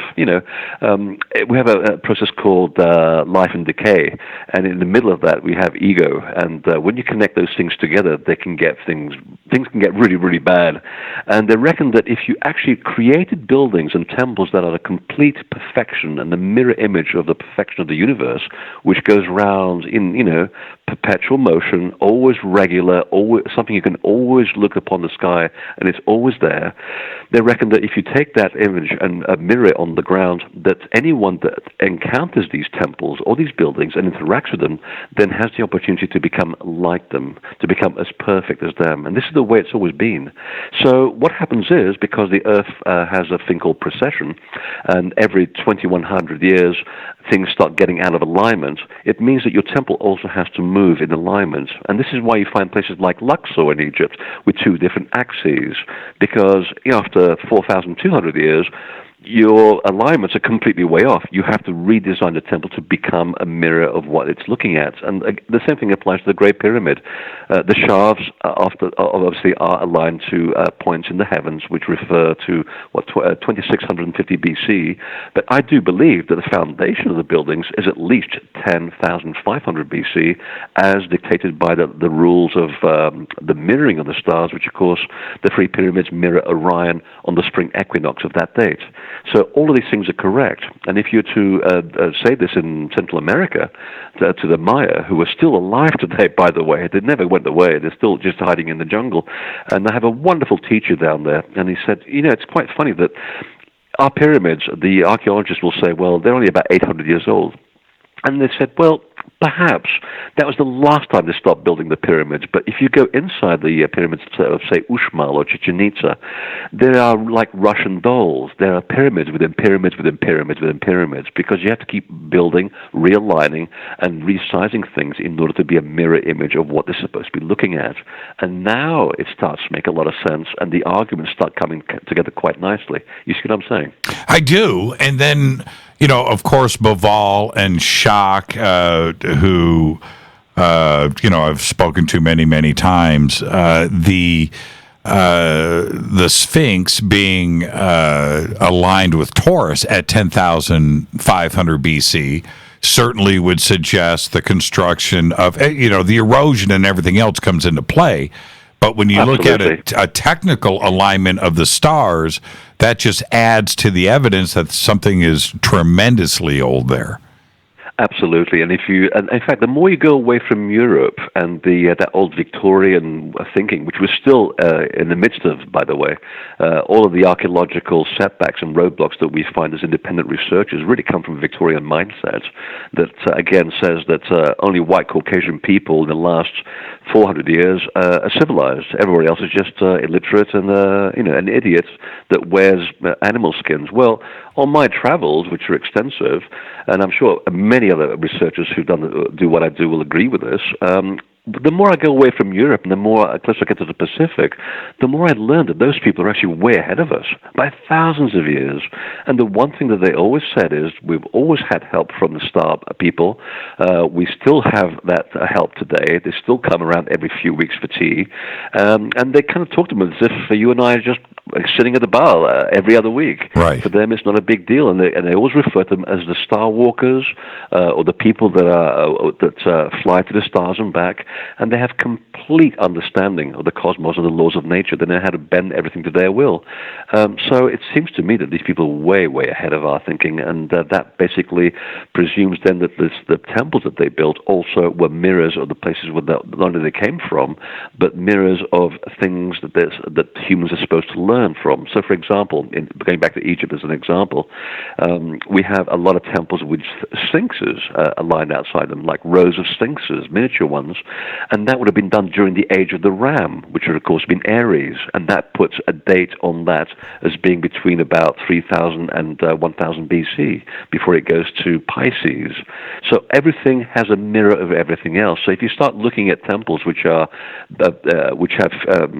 features which are synonymous, let's say, with sound, and there's quite a lot of them, and they are very, very, very old. Of course, that was the time when the pole star was in Lyra, in Vega. So that dates that to about 8,000 to 9,000 BC. We're now talking about Göbekli Tepe and beyond. Right. So you see how it works. Everything is a mirror, and all of these things had to be mirrors of the heavens so they could be reproduced on Earth, and that helps us date things a little bit better. I'm just going to do this once. I think you'll appreciate this. I mentioned Göbekli Tepe so much on this show. My commercials, anything that I do, coast to coast. Yes, coast to coast. When I sign off with Göbekli Tepe and so forth, because it is probably the most important site yet discovered on this planet, and it's that magnificent. But also, this audience plays a drinking game. So every time Göbekli Tepe is mentioned on this show, they have to drink. So, in the spirit of that, and with your great accent, say Göbekli Tepe one more time. Göbekli Tepe. That's what I'm talking about. Right there. And I'm having a nice drink right now as well, actually. We call it research in the business. Now we have that, right? Göbekli Tepe wasn't supposed to exist. Everything, right? It was all about the beginning of Egypt. Maybe you could get Mesopotamia and ancient Sumer into the conversation, but it was always, ancient Egypt. And certainly now that's not the case. And we can back up 7,000 years before the Great Pyramids and Egypt. And we have Göbekli Tepe lining up with some extraordinary astronomical connections here. So absolutely. Yeah, in fact, it's getting weirder and weirder because there was carbon-14 dating of some of the post holes at Stonehenge, which dated to 8,000 BC. That's right. That's just reeled back 5,000 years. I got that from a psychic in England 20 years ago. They've just done the work on it. So, people that I'm friends with, they're so ahead of the game. It's unbelievable. And it's also very reassuring for them, too. We also have Tiwanaku, which is dated to 15,000 BC, which we always forget about because there's so little bit left. It's been so broken down and used for railway ballast, would you believe? And what hasn't been broken down into useful material has been stolen by people for collecting. But it's still the most incredible site. If you ever had the courage to go up 12,500 feet to the Bolivian Altiplano, it's one of the most extraordinary places on Earth. And the site next to it, Pumapunku, which is even more bizarre. Of course, there's that technological stonework, which even today, stonemasons looking at this say, how on earth did they pull this together 17,000 years ago? And of course, and the more you travel it, the more weirder it gets. I just found a picture in Saqqara in Egypt, which has exactly the same lintel with the same compound curves, with the same stone that you find in Pumapunku and also at Ollantaytambo in Peru. Now, what are those things doing on opposite sides of the world? It begins to show that these temples have been built and rebuilt again and again and again. So this is how academia looks at this stuff. I was check this out. About 10 years ago, this is 2008, 2009, I'm with Michio Kaku. And I literally said, I brought up Pumapunku and Tiwanaku. And I said, there's a possibility that these sites are 15,000 years old. Impossible. I said, no, because no, it's impossible. And I said, but the stone, first off, Jimmy, you can't date stone. And number two, there's the Ice Age. And number three, man wasn't intelligent enough. Really, no, the answer is no. He wouldn't even talk to me about it. And I said, no, he wanted to talk about type 0, type 1 civilizations and ET and intelligence in the universe. He was cool with that. But as far as even just contemplating or considering anything before 10,000 years ago, off the table. He did not want to go for them because they have to. It's a very conservative preoccupation, and also there's only so much money to go around. In fact, not much money to go around at all. And there's a few tenures at the university, so they have to toe the line to a certain degree as to what is acceptable. But you catch any of these people off the record, and they will say the evidence that the independent researchers are coming up with, it completely undermines everything. What we're teaching is complete fraud. But I can't say that on record, obviously, because I have to publish. And once I stray from that line, I will never be able to publish again. So I kind of feel sorry for them that they're stuck in this situation. But at the same time, isn't the point of science to follow the lead of the evidence? I mean, that's how I was always taught.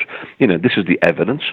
We then surmise based on the evidence that this is the conclusion. And that is the theory that we have until another piece of evidence comes up, and then we have to reevaluate the theory. That, for me, is good research and good science, isn't it? Yeah, you have to question and you have to learn. Right. That's the only way to move forward. And when we talk about Göbekli Tepe, there is huge possibilities of Göbekli Tepe not being the only Göbekli Tepe. There could be Göbekli Tepes all around the world, and I'm talking about 10,000, 12,000, 15,000-year-old megalithic sites of extreme technical advancement that weren't Cro-Magnon and weren't Neanderthal built, right? And there's the one in Indonesia at, and I forget the name of it. Gadam Patang. That's the one. That's the one. And they thought that was an artificial mountain until, oh dear, they probed and they found some carbon-14 dating. And Danny, the local archaeologist, he's gone to a lot of trouble with the local archaeologists about that because, of course, he's upended their model. You can't do that. You're not supposed to have, advanced civilizations in Indonesia that are 21,000 years old. That's right. But there's the evidence again. He's actually followed the protocols. He's got the carbon-14 dating of material that he found at 120 feet inside the actual hill, and that's the date that they're getting back. So you have to follow that evidence. So I think that the Earth is beginning to give up a lot of its secrets, and I am almost tempted to say suspiciously at a time when NASA is preoccupied with asteroids. And that's the one thing I found in my research is that, and it's incomplete at this point because obviously the data is incomplete, but I'm looking at patterns, and I'm observing how every once in a while we across the face of the Earth put down our tools, put down our food, and we go on a big temple building binge across the world. We just go and build temples like crazy, and within 50 to 100 years we are hit with big asteroids which resets the clock. So just before Stonehenge, or when the blue stones are added, we get hit with a meteorite. 2600 BC, same problem there. 1300 BC, and so on and so forth. And I just find it rather curious that we stopped building temples for the last 2,500 years. The only thing we've really done was the Gothic cathedrals that the Templars and the Cistercians introduced into Europe in the 1200s. And then there's nothing until the crop circles show up.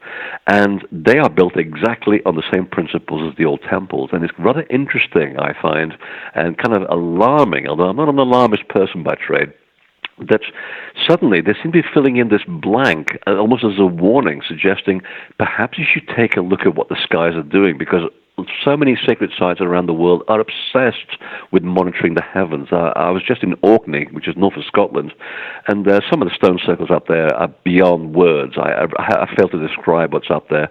And again, why not just put up a bunch of sticks in your front lawn and look at what the stars are doing? Right. You don't need 200-ton rocks to tell you this, unless, of course, you're trying to preserve this for posterity, for the next generation to learn, and so on and so forth. It's about keeping track of what's going on in the heavens. And I just wonder, because there is one crop circle that was very prophetic back in 1995, I want to say, that actually shows a perfect mirror image of the inner solar system, including the asteroid belt, except the Earth is missing. And my good friend, the late Gerald Hawkins, who decoded much of Stonehenge in his famous book, he was also the one person that came up with 5 new mathematical theorems in the crop circles. A genius and a gentleman. And he said, it's interesting that the configuration of the planets, as shown in this crop circle, gives you an actual date of about 2034, which is about the time when NASA suddenly realizes, oh, there's a big object coming this way called Apophis, which has a very good chance of hitting the Earth. So there is a bit of a warning, I think, here to sort of, keep track of what's going around you, because, people will survive, as they always do. We will sort of have to sort of reset things, but at the same time, people will have to maintain the knowledge. It's important to keep this for the next generation. And the Egyptians found themselves in exactly the same situation 11,000 years ago after the flood. And if you read the record on the walls of Edfu, it tells you that after the flood, there were these 7 shining ones, also called the followers of Horus, who basically were in charge of rebuilding, and I quote, the former mansions of the gods, which would form the foundations of the future historical temples. In other words, what we see today. Well, I've got to jump in. I've got to jump in and take a commercial break right here. So we'll pick up right when we come back. And I got to tell you, Edfu, that's the one. That's the game changer. It's a good one, isn't it? It is. Let's talk about all of that. We'll pick it up when we come back. Our guest tonight, Freddy Silva. This is Fade to Black. I'm your host, Jimmy Church. Stay with us.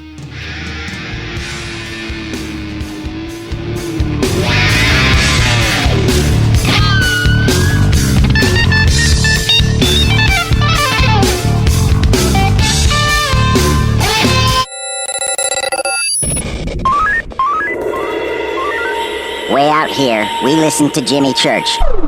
You're listening to Fade to Black. Always on the edge of the hottest alternative talk. Jimmy Church with Fade to Black.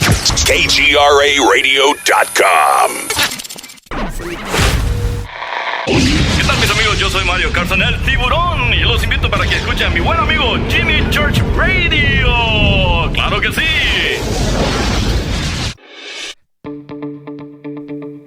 Hurricanes, earthquakes, wildfires. This year we've experienced more than our fair share.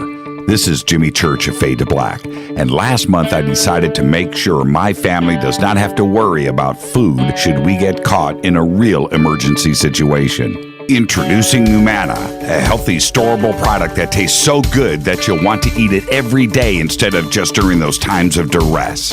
All Numana products have a 25-year shelf life, are MSG and GMO-free, no preservatives, and are made in America.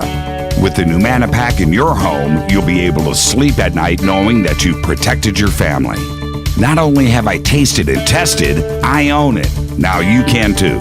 Just click on the Numana banner on JimmyChurchRadio.com and use the promo code Jimmy when you order. In addition to a discount, we'll send you an autographed Fade to Black t-shirt. Seriously. Go Beckley Tappy. Do you worry a lot? Whether you're a college student, busy professional, parent, or grandparent, ongoing stress and elevated levels of the stress hormone cortisol can rob your memory, your health, and your future. Now you can combat the effects of stress and anxiety while improving your memory and recall at the same time with the dietary supplement Calm and Clever. Studies show that the ingredients in Calm and Clever reduce cortisol by as much as 30% in 1 to 2 weeks. Call 1-800-758-8746 or calmandclever.com. You listen to us, and we listen to you. And so does the CIA. KGRARadio.com. Hi, folks. CBD is the home run hitter for health right now. Why, you ask? Because of what it does for the body. Unfortunately, I can't tell you all about the benefit. You know, there's reasons. Do your due diligence and log on to AncientLifeOil.com. That's AncientLifeOil.com. Ancient Life Oil uses organic ingredients and is blended in coconut oil for some of the best benefits. Legal in 50 states and non-psychoactive. Log on to AncientLifeOil.com. That's AncientLifeOil.com. You are listening to Fade to Black with Jimmy Church on the Game Changer Network. Oi, oi, I'm Reese Evans. You're listening to Jimmy Church. This is Revolution. The revolution will not be televised. The revolution is on radio. Ciao.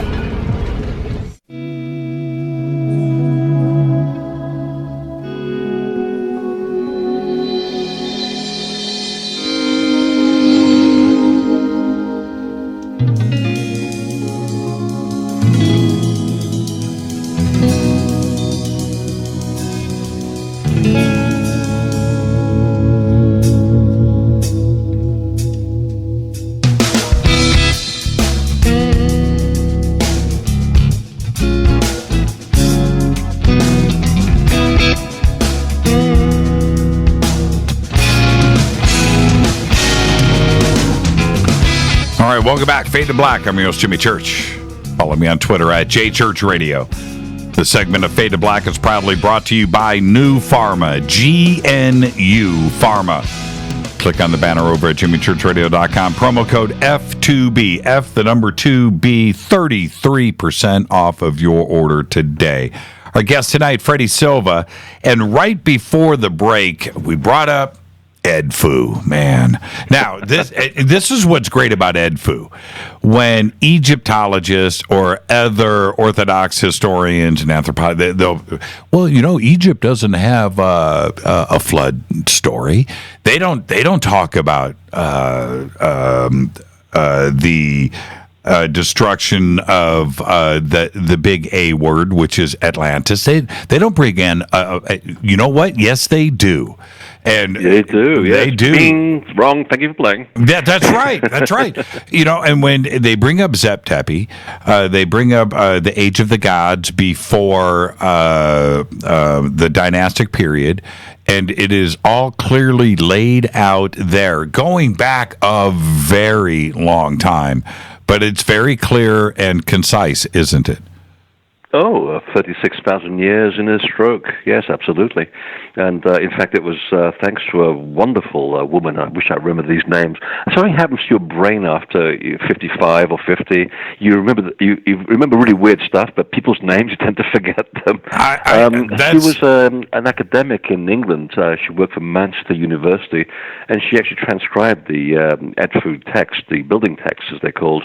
Very dry, as you'd expect from an academic, but very wonderful because it actually helped me to understand what the hell was going on. These it's like 3 walls of beautiful Neolithic wallpaper, and they really set out the process for how to build a temple, how to move energy lines, how to pin them to the ground, how to remove negative energy, stuff that people talk about in metaphysics all the time, and scientists kind of roll their eyes backwards.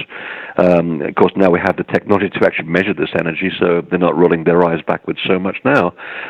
But also they talk about the time before with Zep Tepi and the swallowing, the encroaching of the oceans and the swallowing of the mansions of the gods, and the charge by these groups of intelligent people, the Aku Shemsu Hor.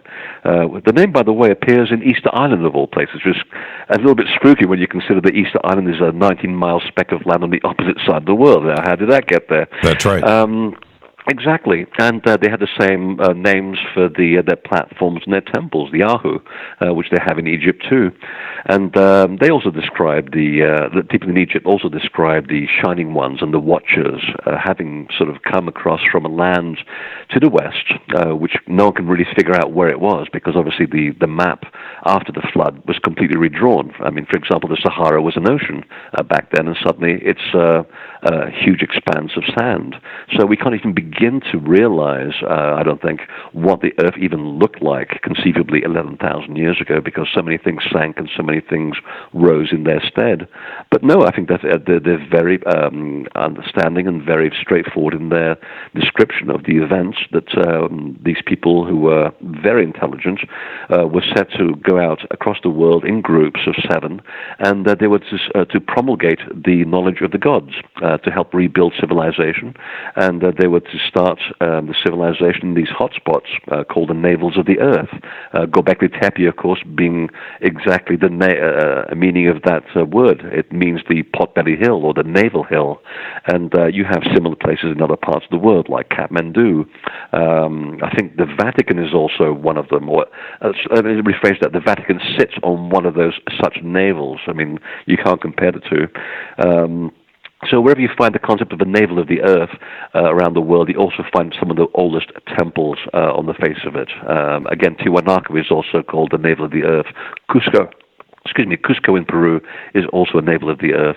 So, and at all of these sites, just like at Edfu, you find the same story around the world. 7 people, usually are quite tall, which compared to the local culture could be anything 7 feet and above, usually with elongated heads, with red hair or blonde hair and blue eyes. I just found that story also in the traditions of the traditional people of New Zealand called the Waitaha, which I'm writing about right now, which most people aren't even aware of. I mean, we think about the Maoris being the indigenous culture, but no, there was someone there way before that. And they actually describe being on the ocean during the actual flood itself. and the only reason why they survived is because they were in the middle of the ocean and nowhere near land. And they also described these people as being red-haired or yellow-haired, and they said they could move stones at will. They had power over nature, and again, complete understanding of the laws of the universe and the stars, of course. So all of this is neatly encapsulated in that wonderful place called Edfu, and it's always nice to see that there are also chambers under Edfu that they also used for the resurrection ceremonies, just like in the Great Pyramid. The walls are actually hollow. There's all kinds of interesting things going on in there. So I agree. I think it's a wonderful site to sort of whet your appetite if you really want to understand the prehistory of Egypt and other things. Why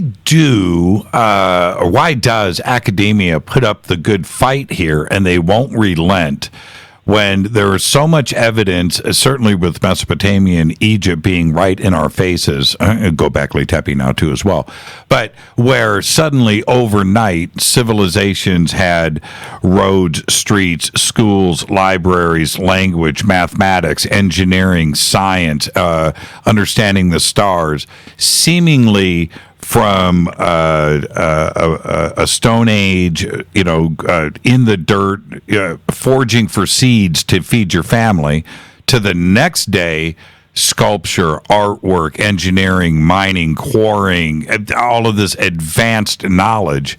It certainly was taught, but they don't want to go there. Why do they continue the good fight? Oh, it's like I said earlier, it's conservative thinking. And also, because the independent researchers are not part of the club, I think that has a lot to do with it. Because I've noticed, as I watch the news feeds, that there's this wonderful trend where they suddenly find a way to validate what we've been saying, and once one of their kind does it, then it's okay. And they start patting each other on the back. Aren't we clever? We found all this out. Well, no. Right. There's people like Graham Hancock and Robert Schoch and so forth, and the people we mentioned earlier. They also came up with this 10, 15 years ago, 20 years ago, and they've been laughed at ever since. But once that information gets out into the public, they pay attention. They do pay attention quietly behind the background. But once one of their kind finds a way to stitch the story together in a way that's acceptable to them, then they can own it. That's what I find is a little bit troubling about this. And I mean, I'm not possessive about my work. I draw from other people's work too, and thank God for that. Otherwise, I wouldn't have enough time of the day to do any work, because I try to string things together. Not one person can know everything, and that's what's beautiful about being an independent researcher. You can ask other people, have you got an answer to this? Because I'm missing this. And they'll say, actually, I've been working on that. I was wondering what I was going to do with that. Well, I can take that to another level and give it to somebody else. So, we have our own little club, and we're not highly funded either. But it's kind of funny that there is a sort of mirror of researchers going on in academia side by side with us, and once they find a way to sort of intellectualize it and own it, then they'll come out and announce it by themselves. It's kind of funny in a way. Last year, Contact in the Desert. Just imagine this for a second. I was hosting this megalithic panel on Saturday evening. I've got Graham. I've got Robert Bivall. I've got Schoch. I had Linda Moulton Howe. And as we are I asked this question. I said, here, we've been fighting academia about the age of the Sphinx, or the age of, or the possibility of a highly technical culture from before. But Göbekli Tepe comes along, and you would think that would be enough to open the door to this argument that has been, ongoing for so long. And it didn't do it. It didn't push things over the edge. And I'm still shocked about that. I mean, what's it going to take? Yeah. What's it going to take? Because they'll have to admit, basically, that civilization has been much older concept that has been given credit for. It wasn't a Caucasian experiment that suddenly grew in the Renaissance and we became the computer addicts that we are in the 21st century. It's been going on in different eras. I mean, civilization takes on different forms in different regions with different mannerisms. I mean, what today we consider to be a computer, a MacBook Pro is like our god now, or actually, no. From what I watch with people in the airplane lounges, it seems to be that their smartphones seem to be the new god. Mm-hmm. Well, back 11,000 years ago, I I'm very confident that the God was actually the manipulation of gravity to move big stones. And, I wrote about that in my second book, The Divine Blueprint. And lo and behold, I found an experiment that was done at Princeton where they actually looked at the type of rock that they were using for building megaliths. And there's a specific type of quartz in it, a lot of it. And they took a little lump of it and they started throwing sound frequency at it. And would you believe that after a few experiments, they actually get the lump of quartz to rise and stand by itself and defy gravity.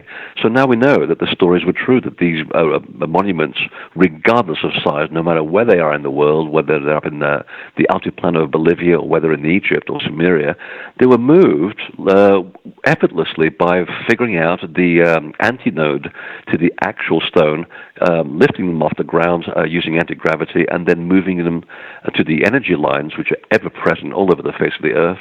And a young child could have just used a finger and moved these things along, because the stories all say that, yes, they were built overnight to the sound of the vocal commands or the sound of trumpets or musical instruments. So there's always the use of sound. So that was their technology back then. But today, if we had that technology, we would basically cover the entire earth in about an hour with hotels. I mean, we cannot have possession of that technology. We've got to use something else to keep us occupied. Otherwise, we would have destroyed ourselves through constructing every single square inch that exists. So that's why that technology had to die and had to be buried. It just becomes a part of myth and legend, but it very much existed, and it was the end-all and be-all back then. So if we keep trying to look at the past through our own eyes today, we will be disappointed. We have to look at the past on our own terms and through their eyes, and then we begin to understand. To me, we have Giza. Yes, we have Cusco and Mexico City and Machu Picchu. We've got these great sites around the world that we all talk about and discuss and research. But right there, the UK and France, the UK and Scotland and Ireland, literally covered with megalithic sites, and then we're giving them away. I know.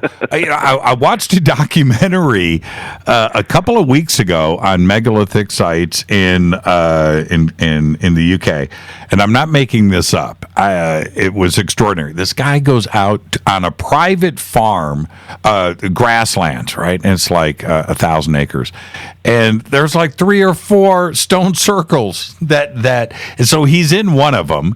And he says, I'm probably the first person to ever stand here. That these are everywhere, and this is a site that isn't even marked. And he's standing in his own stone circle on this property, and this, and the people that own the farmhouse, and he points over in the distance. This is in their backyard. And I had to stop and really contemplate the significance of what he was saying. It's so humdrum. It really is so humdrum over there. It's mind-blowing. And then you combine the crop circles and that phenomenon. There's something magical about the United Kingdom that may be singular here on I think our it planet. is. Yeah, it's to do with the geology. And actually, Karnak, I'm sorry, I'm sort of recovering from a bit of a flu, that's why I sound a little bit weird. Karnak in France is also part of that. In fact, it's even older than most of the sites in Britain. And in fact, if you keep looking at the dolmen, for example, which is the classic sort of mushroom-shaped rock on top of 3 other rocks, perfectly balanced and very economic, it actually goes all the way back to Korea. I mean, Korea has the greatest concentration of dolmens anywhere in the world, and that's a shock to most people. The technology has moved westwards. It didn't actually originate in that part of the world. Even so, if you go to the coastline of islands or Karnak or the Scottish Islands, you'll find some of the oldest sacred sites in the world dating back to at least 6,000 BC in that region. And it's almost like that part of the world was designated as a kind of a library. Now, when I'm starting to look back again and sort of taking myself out of the picture and wondering, if there was a big civilization that lived in the middle of the Atlantic some time ago, 11,000 years ago, and when you talk to people in the Yucatan, they'll say, oh, that's called Atitlan, or Atl, as we call it. And they had these magician priests called the Its, from where we get Chichen Itza from, and they knew about how to construct temples. And I'm thinking, my God, that means that the other people must have gone to the other side of Europe. And the story that connects them all is that they all had a nickname, the people of the serpent. And I found those people in Portugal, where I was born. And they were very tall. They escaped the sinking continent 11,000 years ago to the west. They were said to be traveling gods. They built these extraordinarily tall menhirs across the Iberian Peninsula. They also went to Karnak and built some of the most formidable standing stones you'll ever see. I mean, I've taken people to one called Dol, which is not far from Mont Saint-Michel, and it's impressive when you put 20 people holding hands, and that just about covers the girth of the stone. Mm-hmm. And they'll say, wow, that's a big rock. And I'm saying, no, that's not a big rock. The bigger rock, which is twice the size, is actually in the coast of Brittany. And one of them is actually partly fallen down, one's still standing up. And that is big. And there's another one on an island, which is now an island. Before it was connected to the mainland. And that's all part of the Cornwall-Wales connection, which is now basically underwater and not very deep either. So it's when you start looking at the sites on the coasts of Britain and Brittany, you recognize that the biggest and all the sites are all along the coast, and they get smaller and newer as they go inland. So obviously, the natural conclusion here is that there was a seafaring culture that arrived on these shores from somewhere else, deposited this knowledge, and then as the years go by, and as the needs become different, the sites get smaller and more manageable as they go further inland.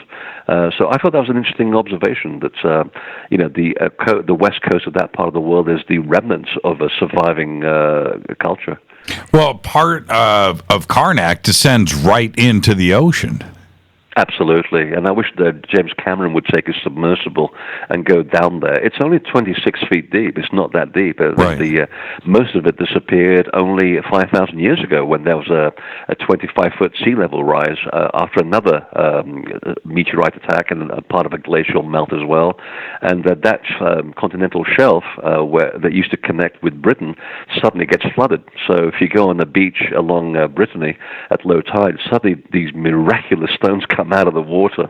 It's really quite a sight to see, but you can obviously see from the trajectory of the mapping of the sites that there's a lot more going on underwater. So if he's listening, James, do take the submersible down there. It's going to be a no-brainer. There's an entire civilization under there on the continental shelf. Yeah, sign me up. I would definitely. The only problem is that it's very dark because of the sediment that gets kicked up by the Atlantic. That's the only impediment. But anyone with a good camera and a good submersible will make lightweight of that, and we should make huge discoveries in no time at all. Last week there was a big press release. You brought up Stonehenge and the dating of some of the holes now. Going back now possibly to 8,000 BC. Last week there was a press release. I'm sure that you caught wind of it. I do want to talk about Scotland. We'll probably do that after the break. But in this press release stating that the horseshoe stone and the two big stones in the middle of Stonehenge probably were not quarried, that they were already there and that they built Stonehenge around that location. And that though the dating of that could now actually go back and match up to this carbon dating, which is 8,000 BC. This is Isn't that interesting? Yeah, that's an extraordinary discovery if that pans out. Well, the altar stone, which you actually can't see much of now because it's under a very big lintel stone that's fallen down and also partly covered with grass, that's made of greenstone, and that came from the beach at Tintagel. And all of course, it's Grail connection that exists there as well. Mm-hmm. In fact, Tintagel Island is essentially a mirror image of the Great Pyramid. It's the same idea. The whole thing is hollow. You start off in a cave, you go through the island, you access the top of the island, you go into a chamber, much like the King's Chamber. It just looks a bit different. You have your outer body experience, and then you plonk your foot on Arthur's footprint. And on the 21st of December, an energy line comes right through that foot. So, Stonehenge is getting more and more interesting, but it's interesting that if you actually start in the preparatory area, which is down by the River Avon, which is the end of the Cursus that bends all the way around to the river. Those post holes also are dated about 8,000 BC, as are the two post holes which used to be in the old car park, which has now been grassed over, where they actually found the remains of a dwarf buried there. And it was not unusual in the old days for people who were they're either very tall or very short to be recognized as very special, unlike today, they seem to get marginalized, but back then they were actually considered to be very, very special and have one foot connected to the other world. So whenever there were major changes in climate, these people, especially the dwarves, would volunteer to be killed ritually, and they would be buried at the entrance to the site, so that when the shaman and the people were passing over the body of this person, they could more readily connect with the person that's already on the other side and thereby receive valuable information. So that's how they thought.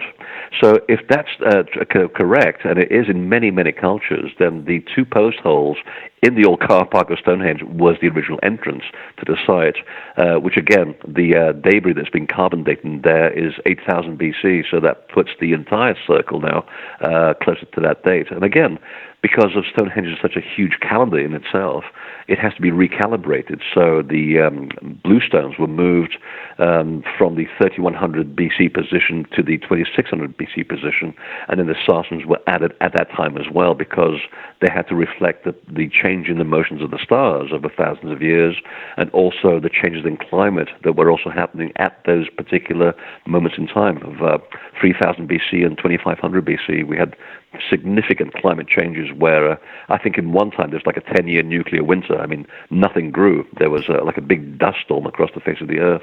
So the organic nature of Stonehenge is what's throwing the dating off. All the dates, just like with the Great Pyramid, are probably correct. Well, you just mentioned we've got 2 minutes before the break. I don't want this to get away from us. You mentioned that there's a Grail connection to Stonehenge. What did you mean by that? Well, the fact that the concept of the Grail is, the altar stone from Stonehenge comes from a place that's synonymous with the Grail quest. And then there are many places that are synonymous with that Grail quest. It's not just Tintagel. Sure. But it kind of links it in some way. And what was... I think there's a friend of mine who's a very good mathematician by the name of Robin Heath, a superb guy, wrote a great book called Sun, Moon, and Stonehenge. He was helping to piece together the mathematical puzzle of Stonehenge and the quarry, and also this place called Lundy Island in the middle of the Bristol Channel, tiny little place where it actually looks like an elbow. And actually, there is a Templar site and a megalithic site on that island, which actually forms the trigonometry that actually helps position Stonehenge. That's an incredible piece of original research.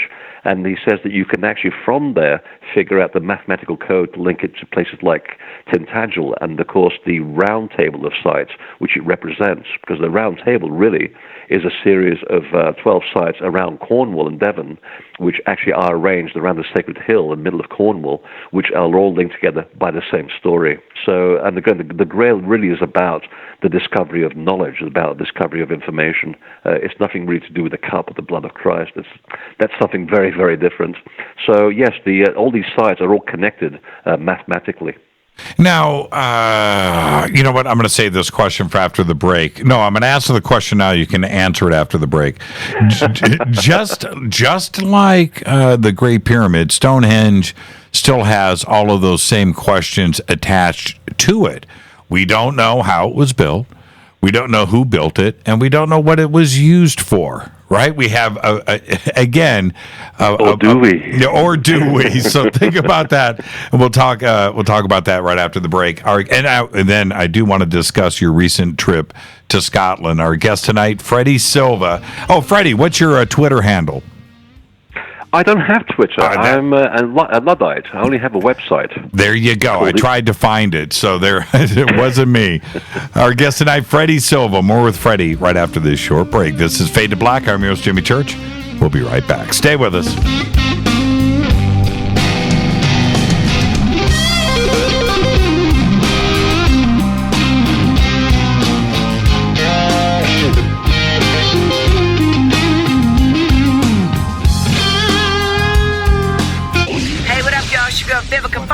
here, and you are listening to my boy, Jimmy Church, on JimmyChurchRadio.com.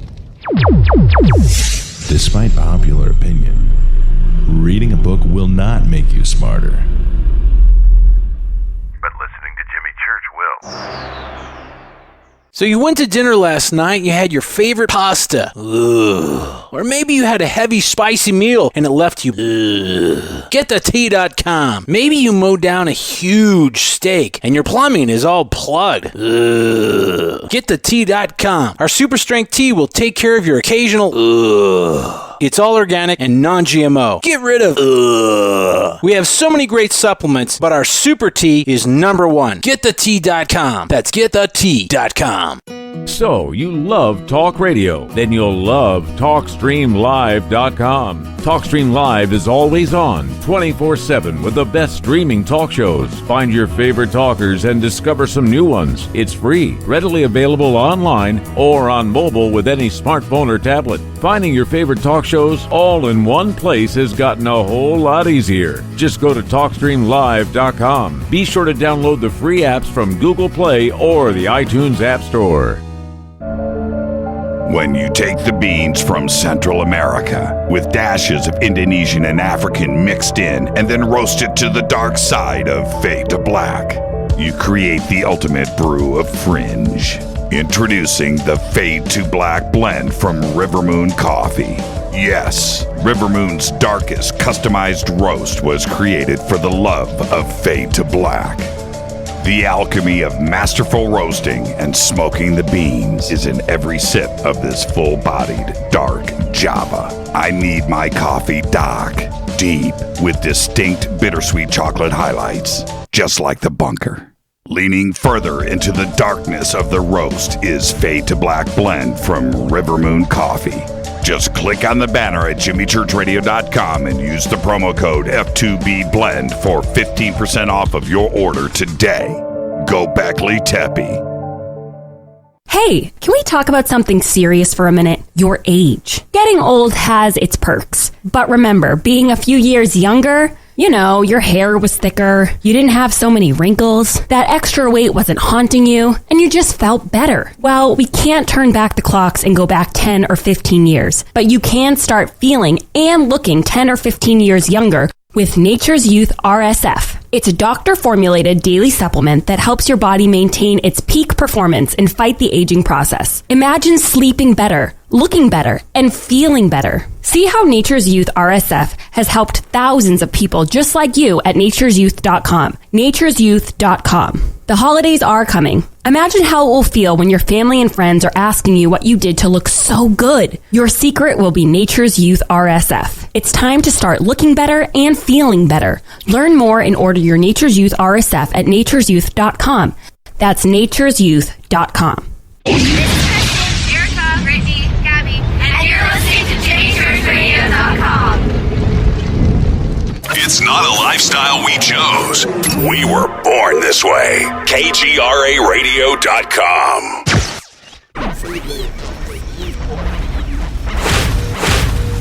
This is KJCR at JimmyChurchRadio.com.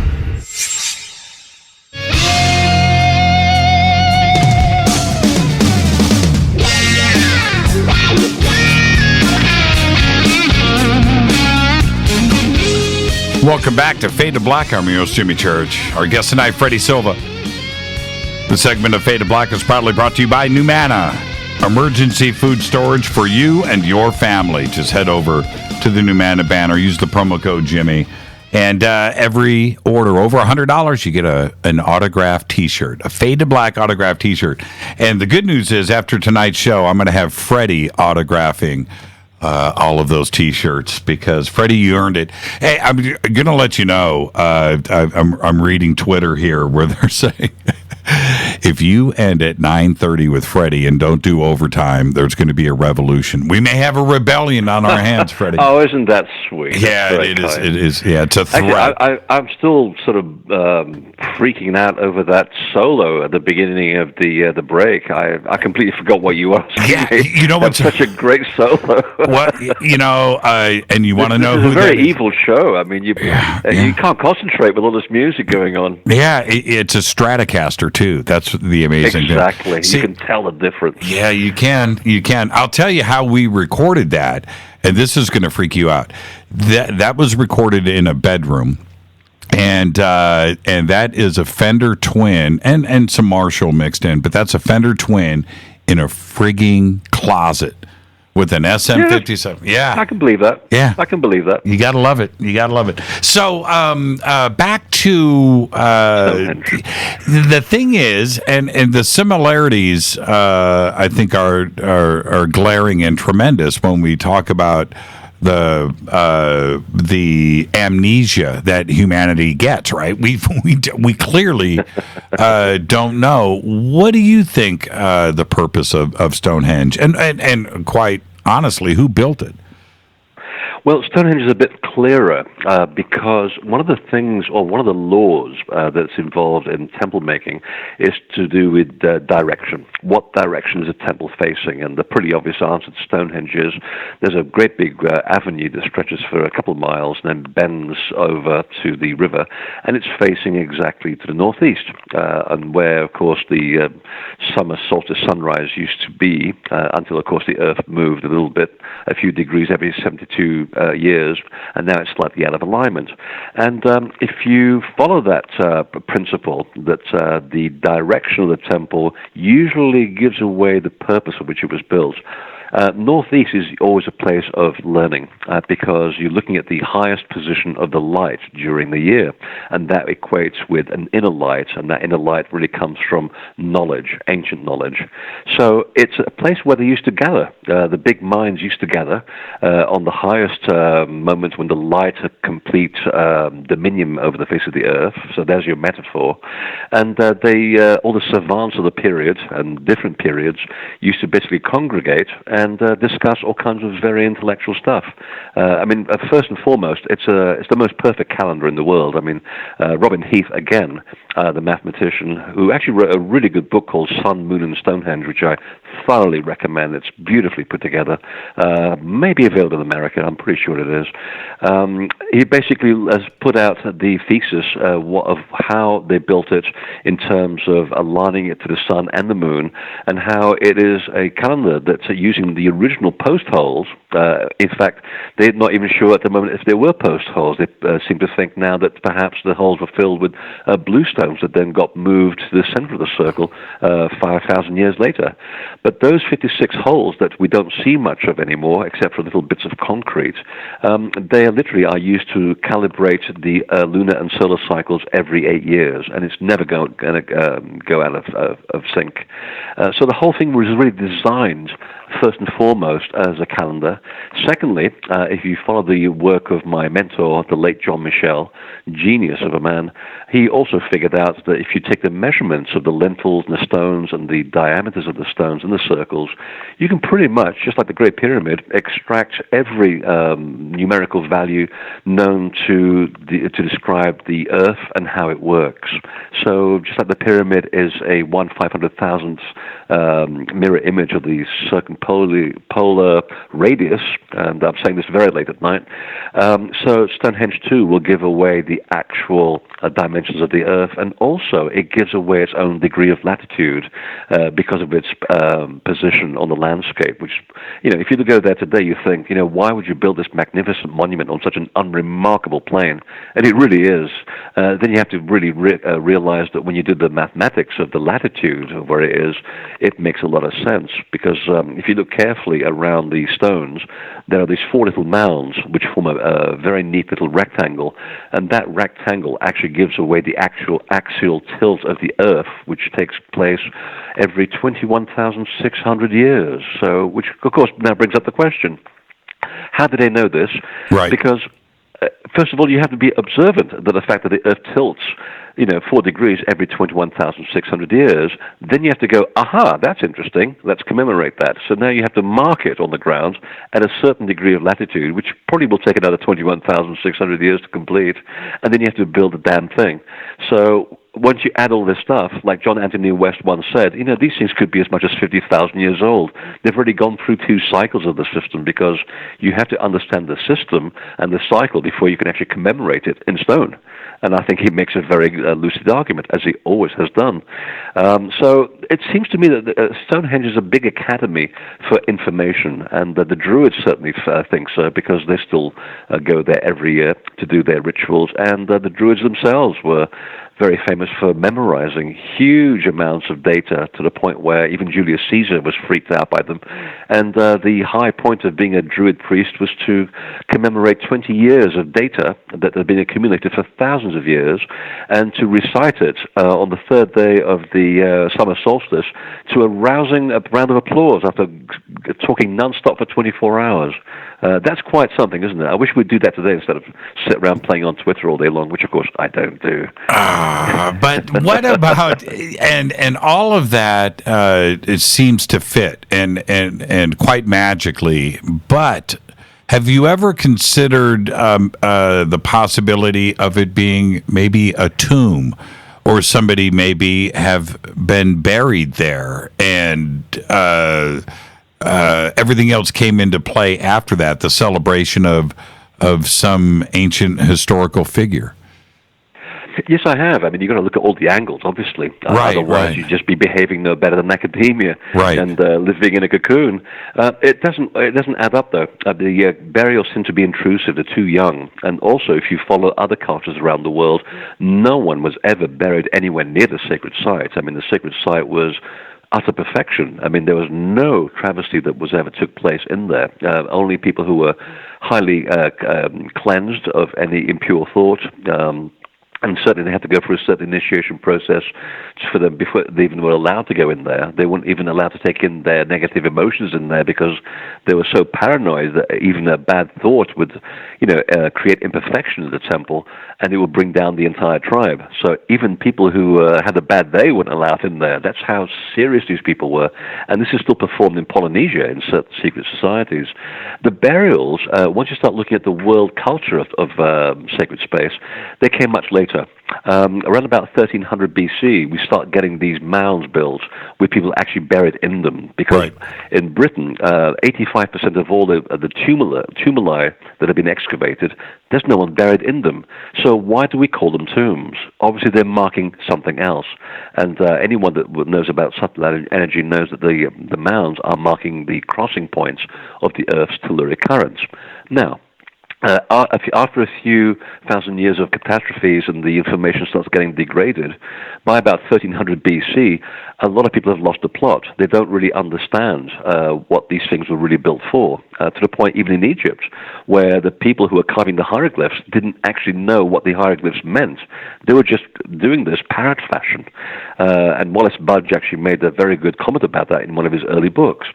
So at this point, we start getting these mounds built closer and closer and closer to Stonehenge, because it became a status symbol for the leader to be associated with such a potent site.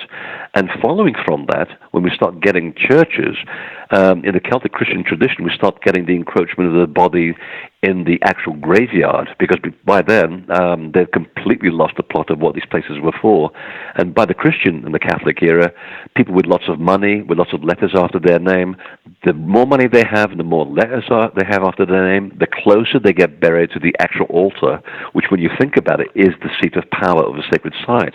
That's why it's called an altar, because it alters you, and that's usually where the hotspot of energy is. So the burial scenario for me is something that came much, much later. And again, it's just like in Peru, where we have the chulpas, those wonderful towers, enigmatic towers on Lake Titicaca. They too have intrusive burials. the actual place itself appears to be thousands of years older, which if you ask the local Ayamara, they'll say, oh yeah, these things were built by the gods a long time, just after a big flood. The Inca tried to build towers like this, and they're nothing like the originals. In fact, they fall apart. Right. And then they began to bury people inside them. So again, they began to lose the plot over thousands of years of use and misuse, and also of the sites lying fallow through catastrophic change. So they began to be reused as for other reasons. I knew this conversation was going to be like this. We talked. We talked. And I keep trying to steer you into music. I know. And it's funny because 3 weeks ago, before you set off to Scotland, and you were telling me about your trip, I said, "Look, let's save everything for when you're on the show." Well, Jimmy, no, I don't want to know what you're going to do, and I don't, and after you got back, I didn't want to know what you found out. I wanted to save it for the show, and here we are. We're nearly at the end here. We didn't even get to Scotland. What were you? What were you doing over there? I was up in Orkney to basically figure out a question that's still hanging on me. And again, I don't really know where I go with the research. I let the information kind of lead me in certain directions. I'm looking into a very, very old culture that was around before the flood. I want to know who these people were, who these advanced people were. I'm looking at it from different points of view. And one of the ones I'm really fascinated with are a group of people called the Tuatha Dé Nu. And they were claimed to have been older than the Egyptians, which really got my attention because I thought the Egyptians were pretty old. And they were a very high civilization, tall people with blonde hair and blue eyes, or red hair and green eyes, who lived around the Black Sea, in what today would be Transylvania and the whole area around Romania. And yes, there is a relationship to Dracula, but it's a metaphor. It's not quite what you think it is, but I won't go there for now. So the Tuatha Dé Nu was said to be part of a very high civilization that were descended from gods. And in one of the myths, they talked about them being actual gods themselves who remain here on Earth to oversee the rebuilding of civilization after the Great Flood. And it was they who started off this concept of the Holy Bloodline, who then goes to Sumeria and creates the Sumerian culture. Now, that was a big surprise to me. The other part of the people went into Central Europe, created the Holy Bloodline there, which ended up with the Merovingians in the historical era. But the other bunch mysteriously went northwards. They went into Scandinavia, to Norway, and eventually up into Orkney. And I was up in Orkney and also the Isle of Lewis, where they have some of my most favorite stone circles in the world. And these people looked like they were borrowing from the same manual. I mean, they over the course of at least 1,000 years, they were using the same techniques, the same angles, the same chisel points, the same mathematical progressions of alignment to the horizon wherever they went. So obviously they were serious about mapping something out. And eventually they became the royal blood of Ireland and Scotland, which is where these people get their red head and their blonde head from, you see. We always thought it was the Scandinavians, but the Scandinavians got their genetics from these people called the Tuatha Dé Nu. So I was really up there trying to figure out and piece together these events and see what were they up to. And one of the things that I found up there was that there were not just two major stone circles, which are the ones that get all the attention, and that is the Ring of Brogar and Stennis. There's a third one on top of the hill, which is a beautiful little isthmus that is formed now by the rising sea level into two inland lakes. And when you're at the top of this now non-existent stone circle and you look down, you get to see a perfect plan view, and you think, wait a minute, one of these circles is slightly off alignment, and suddenly you get this image in your head of, my God, I'm actually standing on the same ground plan as the Great Pyramids of Giza. I'm looking at an actual ground plan of the Belt of Orion. And I've so far, and I'm going to say this tentatively because I'm still doing some research on this, I've tentatively located the Belt of Orion the first time it makes a rise above the local landscape in Orkney at that latitude is in 5600 BC. And that basically sets the blueprint for that particular civilization up there. So it's quite exciting that, I don't think anybody else has come up with this. If they have, get in touch with me because we can share notes and makes working a lot easier. But certainly there is a vestige of a very ancient civilization up in the Orkneys. They were doing extraordinary things with stones. There's one particular rock which is on the island of Hoy, which takes a little bit of getting to, and very remote. And in the middle of this valley, there's this big lump of sandstone, very hard sandstone, the size of a large living room. And someone has skillfully etched out with what looks like a laser, and I'm not overdoing this, by the way. They seem to have cut this perfect rectangle out of the side of this stone slab in the middle of nowhere, and then gone around the back of the slab and pulled the whole thing out like a cube. So if you can, and the cube is still there, by the way, and it looks like it fits perfectly into this doorway. Now, how can someone actually go into a big, thick piece of rock, cut a hole all the way around, and then go around behind it and pull the stone out to create a plug? Now, that I really need to know how it was done. And inside is a very small chamber, which is cut into three shapes, a rectangle, a semicircle, and a square. And if you lie in there, which I did, and you tone in a very low voice, it's like being in the king's chamber. I mean, you have an almost immediate out-of-body experience. It's the only way I can really describe it. I mean, I was just out of it for a whole hour that I was there. And then I actually went around the back of the stone and found that a traveler from the 19th century had done the same thing, and they'd written in Arabic on the side, "I have meditated inside this chamber for 2 days, and I have found happiness." And I think I completely understand what this person was doing. So whoever built this, and by the way, this stone plug, this entrance, is absolutely aligned to grid west, and I mean without a degree of deviation, as though whoever did that was also at the Great Pyramid doing exactly the same thing. So again, more mysteries, more secrets. The plug, how big is it? The plug is about, let's say the doorway is about 3 feet by 2 feet, because I had a bit of a hard time trying to squeeze in there. And the plug that fits into the doorway is literally outside the entrance, just lying there on its own. And it has a little knob on it, like a little protuberance on it, which looks identical to those little mysterious knobs on the stones in Cusco and Sacsayhuaman in Peru, and also at the base of the small pyramid in Giza. And we still don't know what those were for. They may have been tuning forks. We don't know what they were for. The best explanation that I found was that they were used to mitigate the effects of lightning hitting the rock, which may be a good idea, but when this happens just on one plug, on one rock, I don't know. I find that one really hard to believe. So it must be used for something else. So whoever was doing this was doing it all around the world and literally reading the same manual. Well, you know when you build a little model kit, right? The plastic, right? And you take off and you have a little piece left over from the injection molding, and you got to cut it off. Oh yeah. That's what. Whenever I look at Cusco or the Great Pyramid, and I see those little nubs at the bottom, I don't know why, but maybe they were molded. That might be a good idea. Yeah, maybe they were molded. Yeah, maybe they were molded. I don't know why, but that's what it reminds me of. But then again, why don't all of them have them? And I know. Why do some of them have one and some have two? It's haphazard. I mean, there's obviously a code to it, and eventually it'll pop up. I know. They're there for a reason. I mean, it's deliberate. I just can't figure it out. But maybe they were, 80-foot tall giants building a model kit. And I mean, let's think about it this way. Let's look at Baalbek, for example. I mean, they thought that large stone in the quarry was big, and it is, and they figured, well, there's only one crane on Earth that can lift that. Well, they've now found two more under it, which is even bigger, these people were taking the mick. They really were. Mm-hmm. And it makes you think, well, first of all, the stories that Princeton basically validated that there was some kind of acoustic levitation that was used with these rocks because of what they did in the laboratory. If these people were much taller, and by all extents and purposes they actually were much taller than us, these large stones to them would have been no more than large bricks are to us.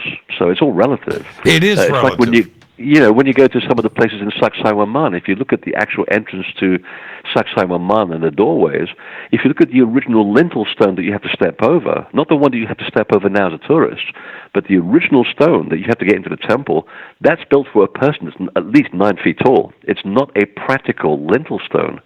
So again, you look at this and you think, well, if people were bigger, then using bigger stones would have meant a lot. That would have made a lot of sense to me. Well, when you think about today's modern cranes and their maximum weight, loosely, but let's say 10 tons, that they can raise 100 meters into the air and about 50 meters out.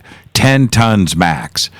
Okay, that's mind-blowing. But then when we start thinking about a 2,500 ton stone like Baalbek, now we're getting into a zone. There is one crane in a shipyard in Tokyo. I think it's Tokyo or Shanghai, somewhere in the Far East, that actually can lift a 1,600 ton ship all in one go. And that's how they figured, well, they must have had a crane that could have done that. Yeah, but now you got a problem because you got two bigger stones under this, which are even bigger than that, and now we have nothing that can lift it. So why work with something that's so huge? I mean, were they trying to prove that A, they could because it was fun and easy, probably, or two, because they wanted these things to last, because they had the foresight to recognize that humanity was going to go down a dark road yet again, as we tend to do from time to time, and we had to be reminded of these things from the past to show us, yes, that civilization is a recurring thing. It's a cyclical thing, and some will see it and some won't, and that's fine. But the fact is that this thing is cyclical, and we keep repeating the same processes of civilization and decay. So don't get too hung up about it. Just accept it for what it is, but learn from your mistakes. That's a big lesson that we're trying to learn here. Well, when you look at Cusco, and you hear the question over and over again, how could they, why would they, I mean, this is just, my answer is, it's probably because it was pretty easy. Exactly. It wasn't the opposite of that. Why put all of these people together and move this when they need to eat and cook? Well, it probably was pretty easy. It wasn't a big deal.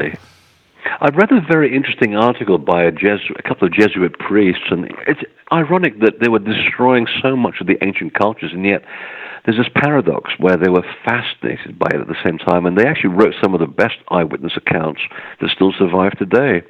And one of the ones that fascinated me was the story of two Jesuit priests that were on the Inca Trail going from one mission to another.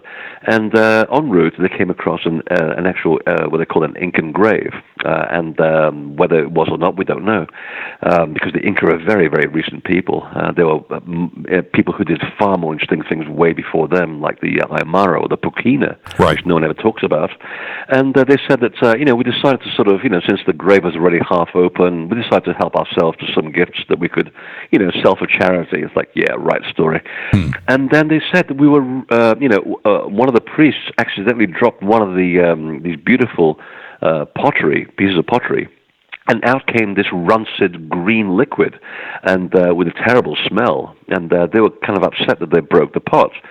And I thought, that's an interesting story, because when they came back the following day, they made the most wonderful remark, the most wonderful observation. And they said they noted that where the pungent liquid had fallen, the rock had actually been made molten.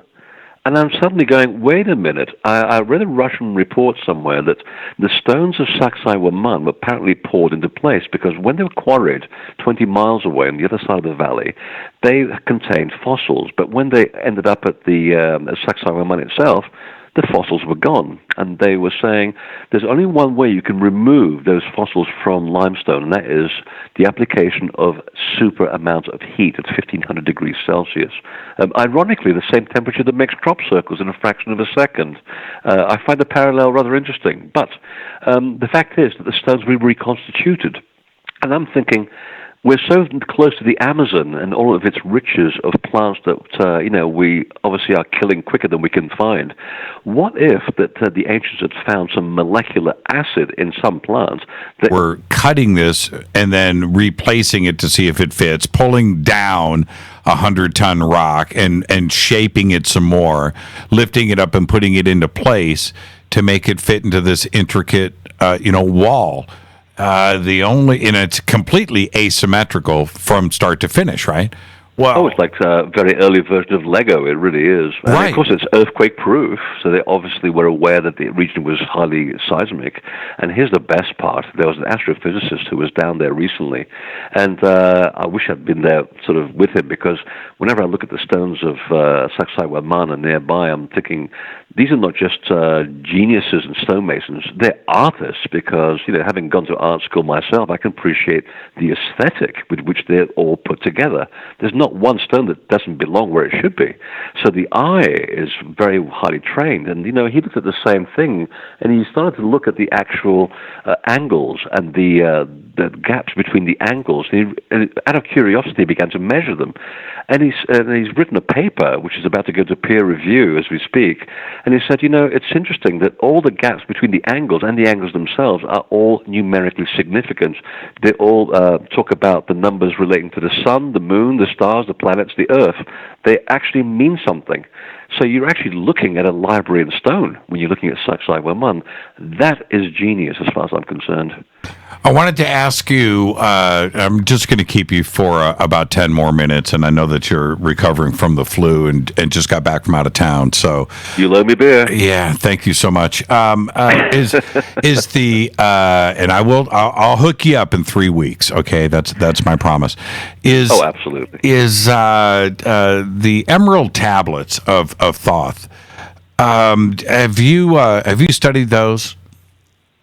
Here and there, whenever I need to sort of reference something in relation to my work, but not fully. It's not something you can take in one go, and nor should you, because there's quite a depth of learning there.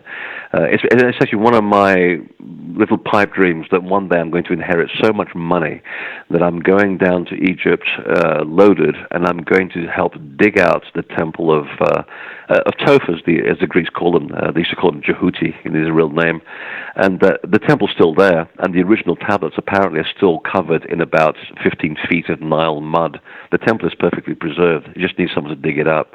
It's one of my dreams that I'll be able to achieve that one day, because I love the way that guy looks, with his little ibis head and the little pencil and a notebook, and I figured, it's like I idolize this image because it represents so much of my own journey in a way. So it's kind of personal, but it's just a fact that the tablets are a wealth of wisdom if you care to read them slowly, and also a lot of it reading between the lines, reading the metaphors for what they are, because that's also where we get a lot of the problems in translation. We tend to take things too literally, like the Book of the Dead. Actually, that's not how it was supposed to be translated. The actual translation is the Book of Coming Forth by Light. So in other words, it's a book that actually describes the resurrection of the soul, but as it's clearly written out in the Pyramid of Unas, which has been translated recently, they're saying the information is, it's useful for the dead, that's fine, but it's even more useful for people who are alive. Anyone who understands these images and these words is a very well cared for soul, and this person can enter and leave the other worlds at will, and it's proven to be true 1,000,000 times. That was written on the temple of Unas in 2700 BC. If that is proven to be true 1,000,000 times, that this information allows you to go in between worlds while you're alive on Earth, how long have they been doing this? That's the big question. Well, and because the other fascinating thing for me when it comes to Thoth, and others, I'm not the only one, when we start to back up throughout history, there is the connection to Atlantis and possibly even going back to Mu and Lemuria. Could Thoth be that connection throughout time? It seems, the simplest answer is usually the correct one, right? And I look at Thoth and I start to think that there's too much to the story that makes a lot of sense, and it has been repeated over time. What do you think about that kind of consideration?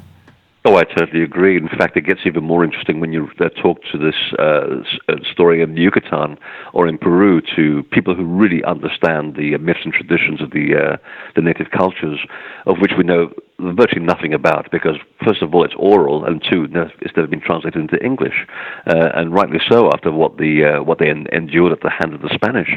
So when you talk about these things, they say, well, one of the biggest hurdles to understanding this information is that, first of all, this comes from places that no longer exist. They're now under the ocean. We call them Mu or Atoll or Atitlan, which you know very well, but also they also are written by people who have the same name over different periods of time. So there are many Osirises, there are many Jehutis, there are many Thoths, there are many Viracochas, and that's where the problems in understanding this come from. Because, historians will say, well, Viracocha, if he was real, would have been about, 2,000 years old, because he borrowed the story from Jesus. Well, the story of Jesus didn't really get there for another 500 years, so how would they ever figure that out? And they were saying, quite rightly, that no, many people, many teachers are born over very long periods of time who take on the attributes of a Viracocha or an Osiris or a Thoth, and then they pick up the story and they keep adding to the book. And that made so much sense to me, because suddenly you realize that, well, what we're doing is writing down a very long passage of wisdom that's been handed back to us for 10, 20, 30, 40,000 years, which, of course, is in complete agreement with the king lists of Egypt, of Sumeria, and, of course, in India as well, where they talk about the academies of the gods going back at least 21,000 years, which are now, of course, under the ocean. Right. And so when we have the technology today, which is exactly the point that you're bringing up here when we're talking about all of this being discoverable. It's under the ocean now, but now we have satellites, we have Google Earth, we have the ability to go and globally map all of this, and we're starting to see things. But is it going to reveal what they don't want us to see? And I'm talking about academia or the New World Order, whoever you want to, but certainly they want to withhold this information from us. They've always been in control. They're not in control anymore. Have they? I don't know. I would disagree with that. I think they've always been lagging a few steps behind us. I'll give you a case in point, a modern example. Back in the day when I was researching the crop circles, my phone used to be bugged all the time. And you could tell because you had a little click on it. Right. But the way I tried it out was that we used to communicate all kinds of information over the phone. Meanwhile, the really meaty stuff used to come in snail mail. And again, anyone that's under 30 will have to Google snail mail. I know not what you speak. And, there's one famous case where I spoke to a friend of mine. And I said, I have it on good authority that there's going to be a manifestation at, get your pencil out, write these grid coordinates. And we had these wonderful maps in Britain called the Ordnance Survey maps, which are deliciously accurate and beautiful. And, you can read them just like you'd read a shopping list, and you can give anyone over a phone a six-figure grid coordinate, and you know where you're going to be, down to about 10 feet. So we figured, okay. Meanwhile, we'd send each other the snail mail information saying, well, I think it's actually going to be about 6 fields away on the other side of the hill, but let's go and find out what happens. And would you believe that, and if this person was alive, he would validate the story because it sounds so ridiculous and yet so true. We're on the side of a hill in England having a nice sandwich and a nice little cognac because it gets quite cold there in the afternoons, watching a whole bunch of men dressed in camouflage circling the entire field waiting for a crop circle to manifest, and we're shouting at them, "You've got the wrong field." And sure enough, the crop circle appeared a day later, 2 fields behind where we were sitting and not in the place where we told them. So, no, I think that they're always going to be several steps behind because they're working with the wrong energy. Anything that works for right action and for the betterment of humanity in general has a certain ring to it. There's a certain frequency about it. And if you ally yourself with that, as most researchers do, you'll find that the doors start opening. I mean, that's been true in my life where, I've asked the right questions, got out of my own way, and I am astonished by how easily the information comes to me, and you double check it and it's there. The people who are doing this for nefarious reasons, they might have a little bit of luck, but they're probably tapping into the wrong energy, and they're probably getting into all the abduction scenarios and all the negative stuff, which happens, and it's all part and parcel of the big picture called the universe. But they're never really going to get to the real mystery of things. They will never really hide things, because I think people like us are much closer to the truth and want to know the truth, and you want to apply it for good things and to the betterment of society. And I think we'll always be one step ahead, even though it may not seem like it in the media. So I think the trick is just not to sort of buy into the fear and all of that. And by all means, keep track of what the snakes are up to, because you've got to know what they're doing. Otherwise, you won't know the big picture. But don't buy into the whole fear stuff, and I think we'll be fine. I mean, it sounds very romantic, but that's who I am, though. I'm a bit of a romantic in that way, and I think we'll win in the end. How close have you been to witnessing the actual formation of a crop circle? Oh, it's a sad and frustrating story, and yet humorous. We got very, very, very close. And having said that, there's 60 known eyewitnesses around the world who've actually seen him happening, and they all say the same thing: 15 seconds or less, usually preceded by a tube of light that rotates the crop, goes back up, and the crop circle appears instantaneously. And I thought, it's got to be one of us at one point. We've all sacrificed our houses, our bank accounts, our marriages, and our hair and our guitar playing to do this. Surely we should be able to see it. So in 1999, I decided to actually undertake an experiment, a closed experiment, where the people who were involved had no idea that I was doing this. Otherwise, it would invalidate the whole thing. And I said, okay, the whole point is to try and see if we can figure out, we're going to catch them at it in some way. I had people using psychic ability. Some people were doing mathematics and geometry. I was doing dowsing, just to sort of fine-tune my intuitive skills. And after about a month, we were getting pretty good at it, actually. The timing was always off, because their timing and ours never coincide. I mean, we work on a 24-hour solar cycle here, but everybody else is working on a very different time scale altogether. Right. So timing is always a bit problematic, and that's acceptable.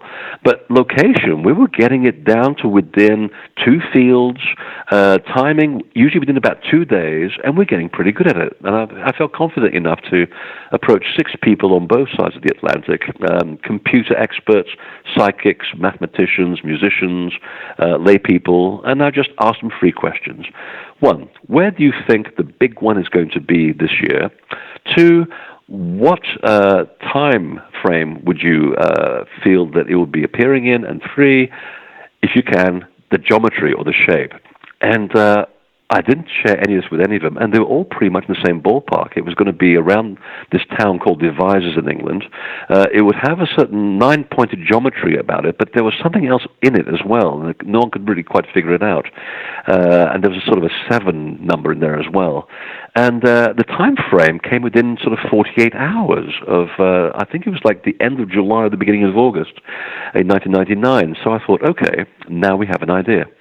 So I kept this from everybody, and I confided it only 2 people. And I said, right, let's go over there today, and because it's on a hill, we can actually see into the field in question and see what's happening. Right. So we went there one bright afternoon, and you could see this sort of swirling mass of air, like something's building in there.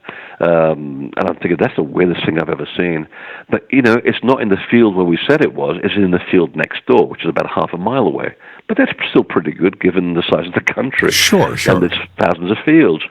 So we began to do a bit of just quiet meditation. We thought, I think it's going to happen on this particular morning, on the Friday. Okay, perfect. We're going to write that down, keep it between us. That's it. I called up my pilot on Wednesday, and I said, Graham, I want to book the first flight in the morning, 8 in the morning, regardless of weather, and I'm not going to tell you where we're going. Okay. So we had that set up. And so the night before, the Thursday night, we're all ready in my little living room. We got flasks of brandy. We have fleece blankets. It gets really, really damp in England in the evening, believe me. Right. Even in the summer. And, we had night vision equipment, cameras, tripods. We were really going to catch them at it this time. Anyway, 10:30, all I remember is someone trying to pull me off the sofa going, you can't fall asleep now because we're going to miss it. I said, I can't even get my head up off the floor. I feel like an elephant's on top of my chest. Right. And I just blacked out. Next thing I remember, it was like 7 in the morning. Everybody's completely collapsed on my living room floor, fast asleep. And I went, oh, God, we've missed this. What the hell's happened? It's like someone threw in a pellet of sleeping gas into the room. And I didn't wake anybody up. I boyishly got into my GTI, drove like a maniac, which is pretty much accounts for anybody in Britain, and made it to this little airfield, completely covered with fog, and my pilot's there. And I said, right, here are the coordinates. We're going to go to this field at Roundway. And he puts down his helmet and says, look, if you think there's going to be a crop circle there this morning, forget it. I flew over that field last night at 9 o'clock at night, because it's still bright there at the time of the year, and there was nothing there. There's no way anybody's going to make a crop circle in that short space of time. And I thought, just humor me. I said, but it's foggy. It's really hard to fly in this, and it's going to cost you a fortune. I said, just humor me. Okay. So we flew around. We went to Roundway, and the fog was just not going anywhere. We circled around once, twice, 3 times, and then suddenly it just parted, and right underneath was exactly where 6 people said it would be, in the shape that they said it would be. There it was, this monstrous thing, huge thing, beautiful, and all I could hear in my headphones was an expletive from my pilot, which I will not repeat on the air, and it was classic. And it turns out that the reason, and when I got back into the car and went to see the people that are now getting up off my living room floor, one of them was a trance medium, and she was saying, and I hadn't given her any information, and she was saying, well, I've been told that the reason why we were not allowed to see is because they wanted to prove to us that, yes, we can communicate with this consciousness, but had we been anywhere near that crop circle, the frequency is so off the charts that it would have fried the circuit boards in our body, because we are electrical beings after all. Sure. It would have undone all the work that we've been doing on you for years, which sounds a little bit weird. And the phone suddenly comes on, and my friend, who was doing some work with electronic systems and measuring energy with his little gizmos, he calls and says, I don't know if you've been here, but I'm here right now, and do not go anywhere near this crop circle. I said, why? He said, because I'm a quarter of a mile away. I have 16 packs of batteries that have all gone dead. All the equipment that has LCD displays has gone black. Anything electrical is short-circuiting. I mean, the readings went off the chart, and the equipment is broken. And my channeler friend was right, raising a high five, saying, told you. Now, what would have happened to the plane if you had flown over? It began to register a very alarming array of red warning lights. The gyroscope started doing some very strange things, and the compasses were pointing south instead of north. Right. And Graham knows, he's had his enough share of experiences to know that perhaps we shouldn't fly directly over and stay around the periphery, and I agreed with that, because even when I sort of went down there, because I had to do it because I had to document what was there. All the cameras that I took within the crop circle, they all fried, and even I fried for 48 hours. I was really, really ill, and they were saying, the watchers were saying, this crop circle was not meant for you. It was meant for the Earth. It was meant to help stabilize the Earth, to buy you enough time to realize that changes are upon you, and you have to act accordingly. So there's a bit of a warning here, not to put it in a negative way, but just saying, it's the Earth has to shift, and you have to be aware of the changes and prepare accordingly, obviously. So it was not really meant for you, and this is when we do this deliberately. Some circles are designed for people, some are designed for healing, and some are designed for the Earth, and your gut feeling knows the difference between one and the other. If you don't feel well going near it, that's our way of telling you, don't go in. Just go, wait for another one to come along, and when you feel good about that, then go into that one.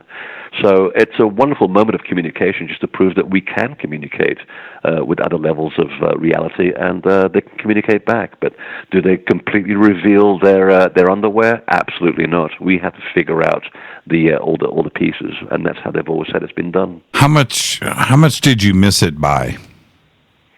Well, we just basically slept right through it because the eyewitnesses always claim that they happened between 2 and 3 in the morning. Mm-hmm.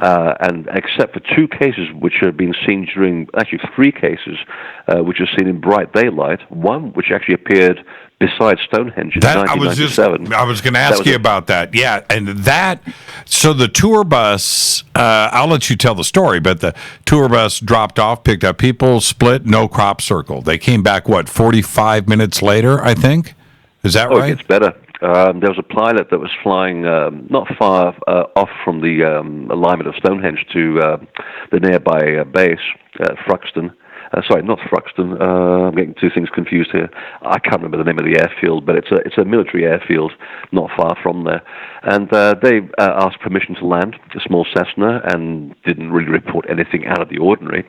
15 minutes later, another Cessna with a doctor on board reported permission to land and went, wait a minute, what the hell is that?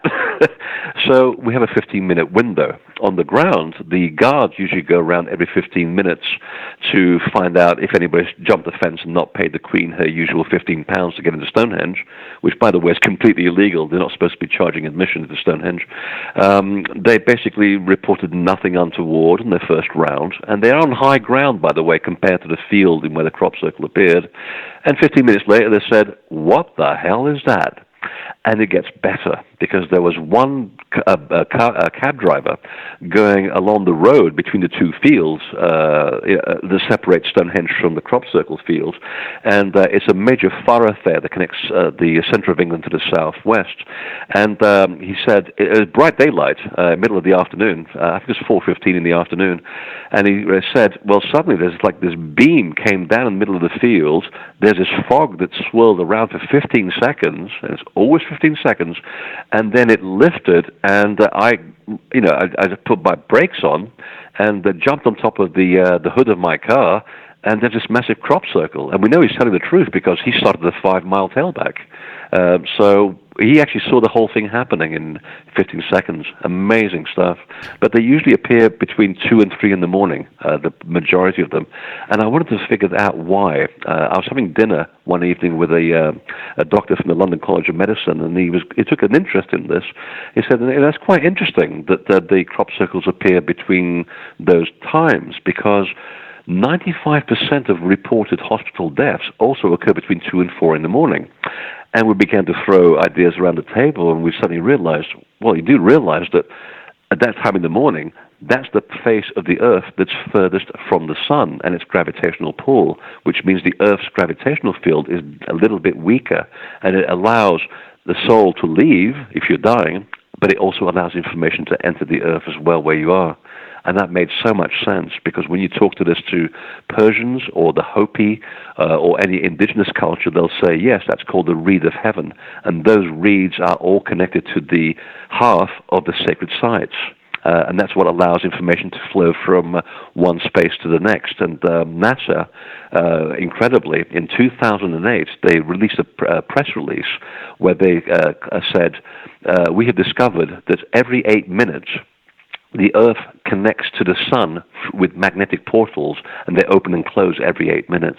And those are the reeds of heaven that the ancestors were talking about, that link their sacred sites to the stars, and it also allows crop circle information to appear. So all of these things suddenly are beginning to come together in a beautiful connection. Well, when somebody says to me, Jimmy, where's the definitive UFO video?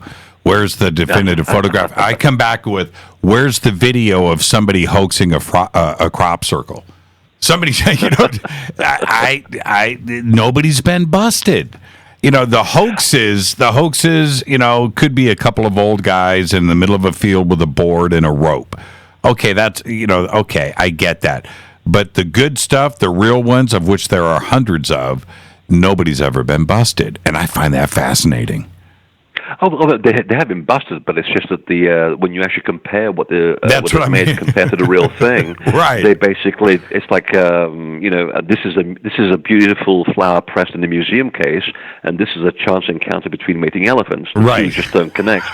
They have gotten better, I have to admit. I mean, the hoaxing has gotten a lot better, and a friend of mine once said, once your book gets published, the hoaxing is going to improve, because you're going to tell them how harmonics work, and actually the designs have gotten visually a lot better, but only from the air. I mean, once you actually look close up, the trained eye knows the difference immediately. The first thing you look for is the fact that you can't bend the stalks without breaking them if you're going to make them. I've watched people making crop circles. Even when they're so careful, they still manage to crease all the plants, and in the real ones, they just bend, and in fact, the plants are hovering above the soil. I've been to real circles first thing in the morning. The only person person, I had to take off my boots and try to not to break things. And the moment I touch them, you can hear this crunching sound, and you feel terrible because it looks like a work of art, and it is. And there's no damage whatsoever. And you can hear a ringing in your ears because there's an energy field there that's measurable for up to 5 years later. There was one case where I actually went out with a pair of bent coat hangers in the middle of a field that was fallow, and so you couldn't see anything except for dirt. And I was actually able to not only to figure out where the original crop circle was from 3 years earlier, I could actually stake out the exact design, which takes a lot of effort, by the way, mental preparation, but still, the energy is what's important. The pattern is created by the energy that underlies it, and you can't fake that. I've seen cases where their satellites, and I think it was the editor of Nexus who actually pointed me onto this. He said, it's interesting that some of the observations that you've made this year about fleeting energy in crop circles, if you go back and measure it, I bet there won't be anything there. So I went back, and sure enough, there was no energy at these crop circles. And I thought, well, that's weird. That's not supposed to happen. And he said, if the design had been man-made and it had been flooded with microwave energy from a satellite, which of course we have that technology, that would actually answer your question. And it did, because I was looking at these designs which are pretty good, but not good enough to be the real thing. And the plants, when they began to regrow the following season, everything was stunted in there, like it had been microwaved. And of course, microwave, when you throw it at any object, it will be there for an hour and then it dissipates. Right. But the crop circle energy stays there for years, and you can actually measure it years later. So again, all of these things, and including the change to the plant's biology, the soil also has its mineral content altered. These things cannot be done by people. So that's the litmus test for any real crop circle. But there is plenty of hoaxing going on, believe me, and it's annoying because it's done to distract you and get you to chase your own tail. So the trick is, if you really want to get into the heart of the phenomenon, stick with the early stuff, like from the 70s right down to about 1999, 2002. After that, you're in very dodgy territory, believe me. So, but it's always been a conversation. I mean, and like any conversation, it has a beginning and an end. The thing that people find frustrating about me is that I never talk about crop circles so much anymore. I said, well, there's not really anything new to talk about, because the conversation has really been given to us. We have the information. We have to apply it now. And the thing is, there's so much information that's available. For example, there's people in Australia, in America, and in England who have actually built a scale model of the picture on the front cover of my book. And I put that picture on the cover of my book for a very good reason, because I know what it does. It's an anti-gravity device. And these three people, without me mentioning this in the book, they actually went ahead and built it as an anti-gravity device, and they've succeeded in building it. And they're keeping it pretty quiet. You won't know who they are until the right political moment appears on the horizon for them to reveal the information. So this is what I mean about this being a very important phenomenon in our time. It's giving us new technology as well, and information which can be applied, once the right moment appears. I want to thank you right now. I've got 1 minute left before we have to sign off. I want to thank you for the conversation first, but you're going to be at Contact in the Desert in 3 weeks. Quickly, what are you going to be talking about this year? Well, I'm going to be talking about some of the hidden knowledge in crop circles, and then I'm going to be talking about a parallel stuff that I do now, which is really an offshoot of my research with crop circles, which is to do with the origin of megalithic sites and why they're built the way they're built and what they do to you and what they do for you. And it's all to do with this out-of-body experience called the living resurrection, where you access the other world. So I'm literally talking about the same story, except that one of them is built using flattened plants and the other one's built with very large rocks. Same technology and the same process, which is the expansion of human awareness. Absolutely extraordinary conversation. Are all of your books available at invisibletemple.com? They are indeed, and all my DVDs and lots of free articles, and you'll be there for a month. But that doesn't mean that it gives anybody excuse not to listen to your show, Jimmy. Thank you so much. Freddie, stay right there. I'm going to sign off, and then I'll say good night after we run credits. Stay right there for me. You can say okay, Freddie. Okay. Our guest tonight, Freddy Silva, and he will be joining us in 3 weeks out there in Palm Springs at Contact in the Desert. Really quick, Fade to Black's executive producer is Rita Camarion. Show is produced by Hilton J. Palm, Renee, Dennis, and Bob. Announcers are Steve Harder, Gene Vitoa, Mark D. Kovar, Webmaster Drew the Geek. Music, just for Freddy, is Doug Aldrich. Intro, Spaceboy, spaceboymusic.com. Fade to Black is produced by KJCR for the Game Changer Network, and syndication is KGRA, The Planet. This broadcast owned and copyrighted 2018 by Fade to Black and the Game Changer Network. It cannot be rebroadcast, downloaded, copied, or used anywhere in the known universe without written permission from Fade to Black or the Game Changer Network. I'm your host, Jimmy Church. You can follow me on Twitter at JChurchRadio. Tomorrow night, right here, Nick Pope.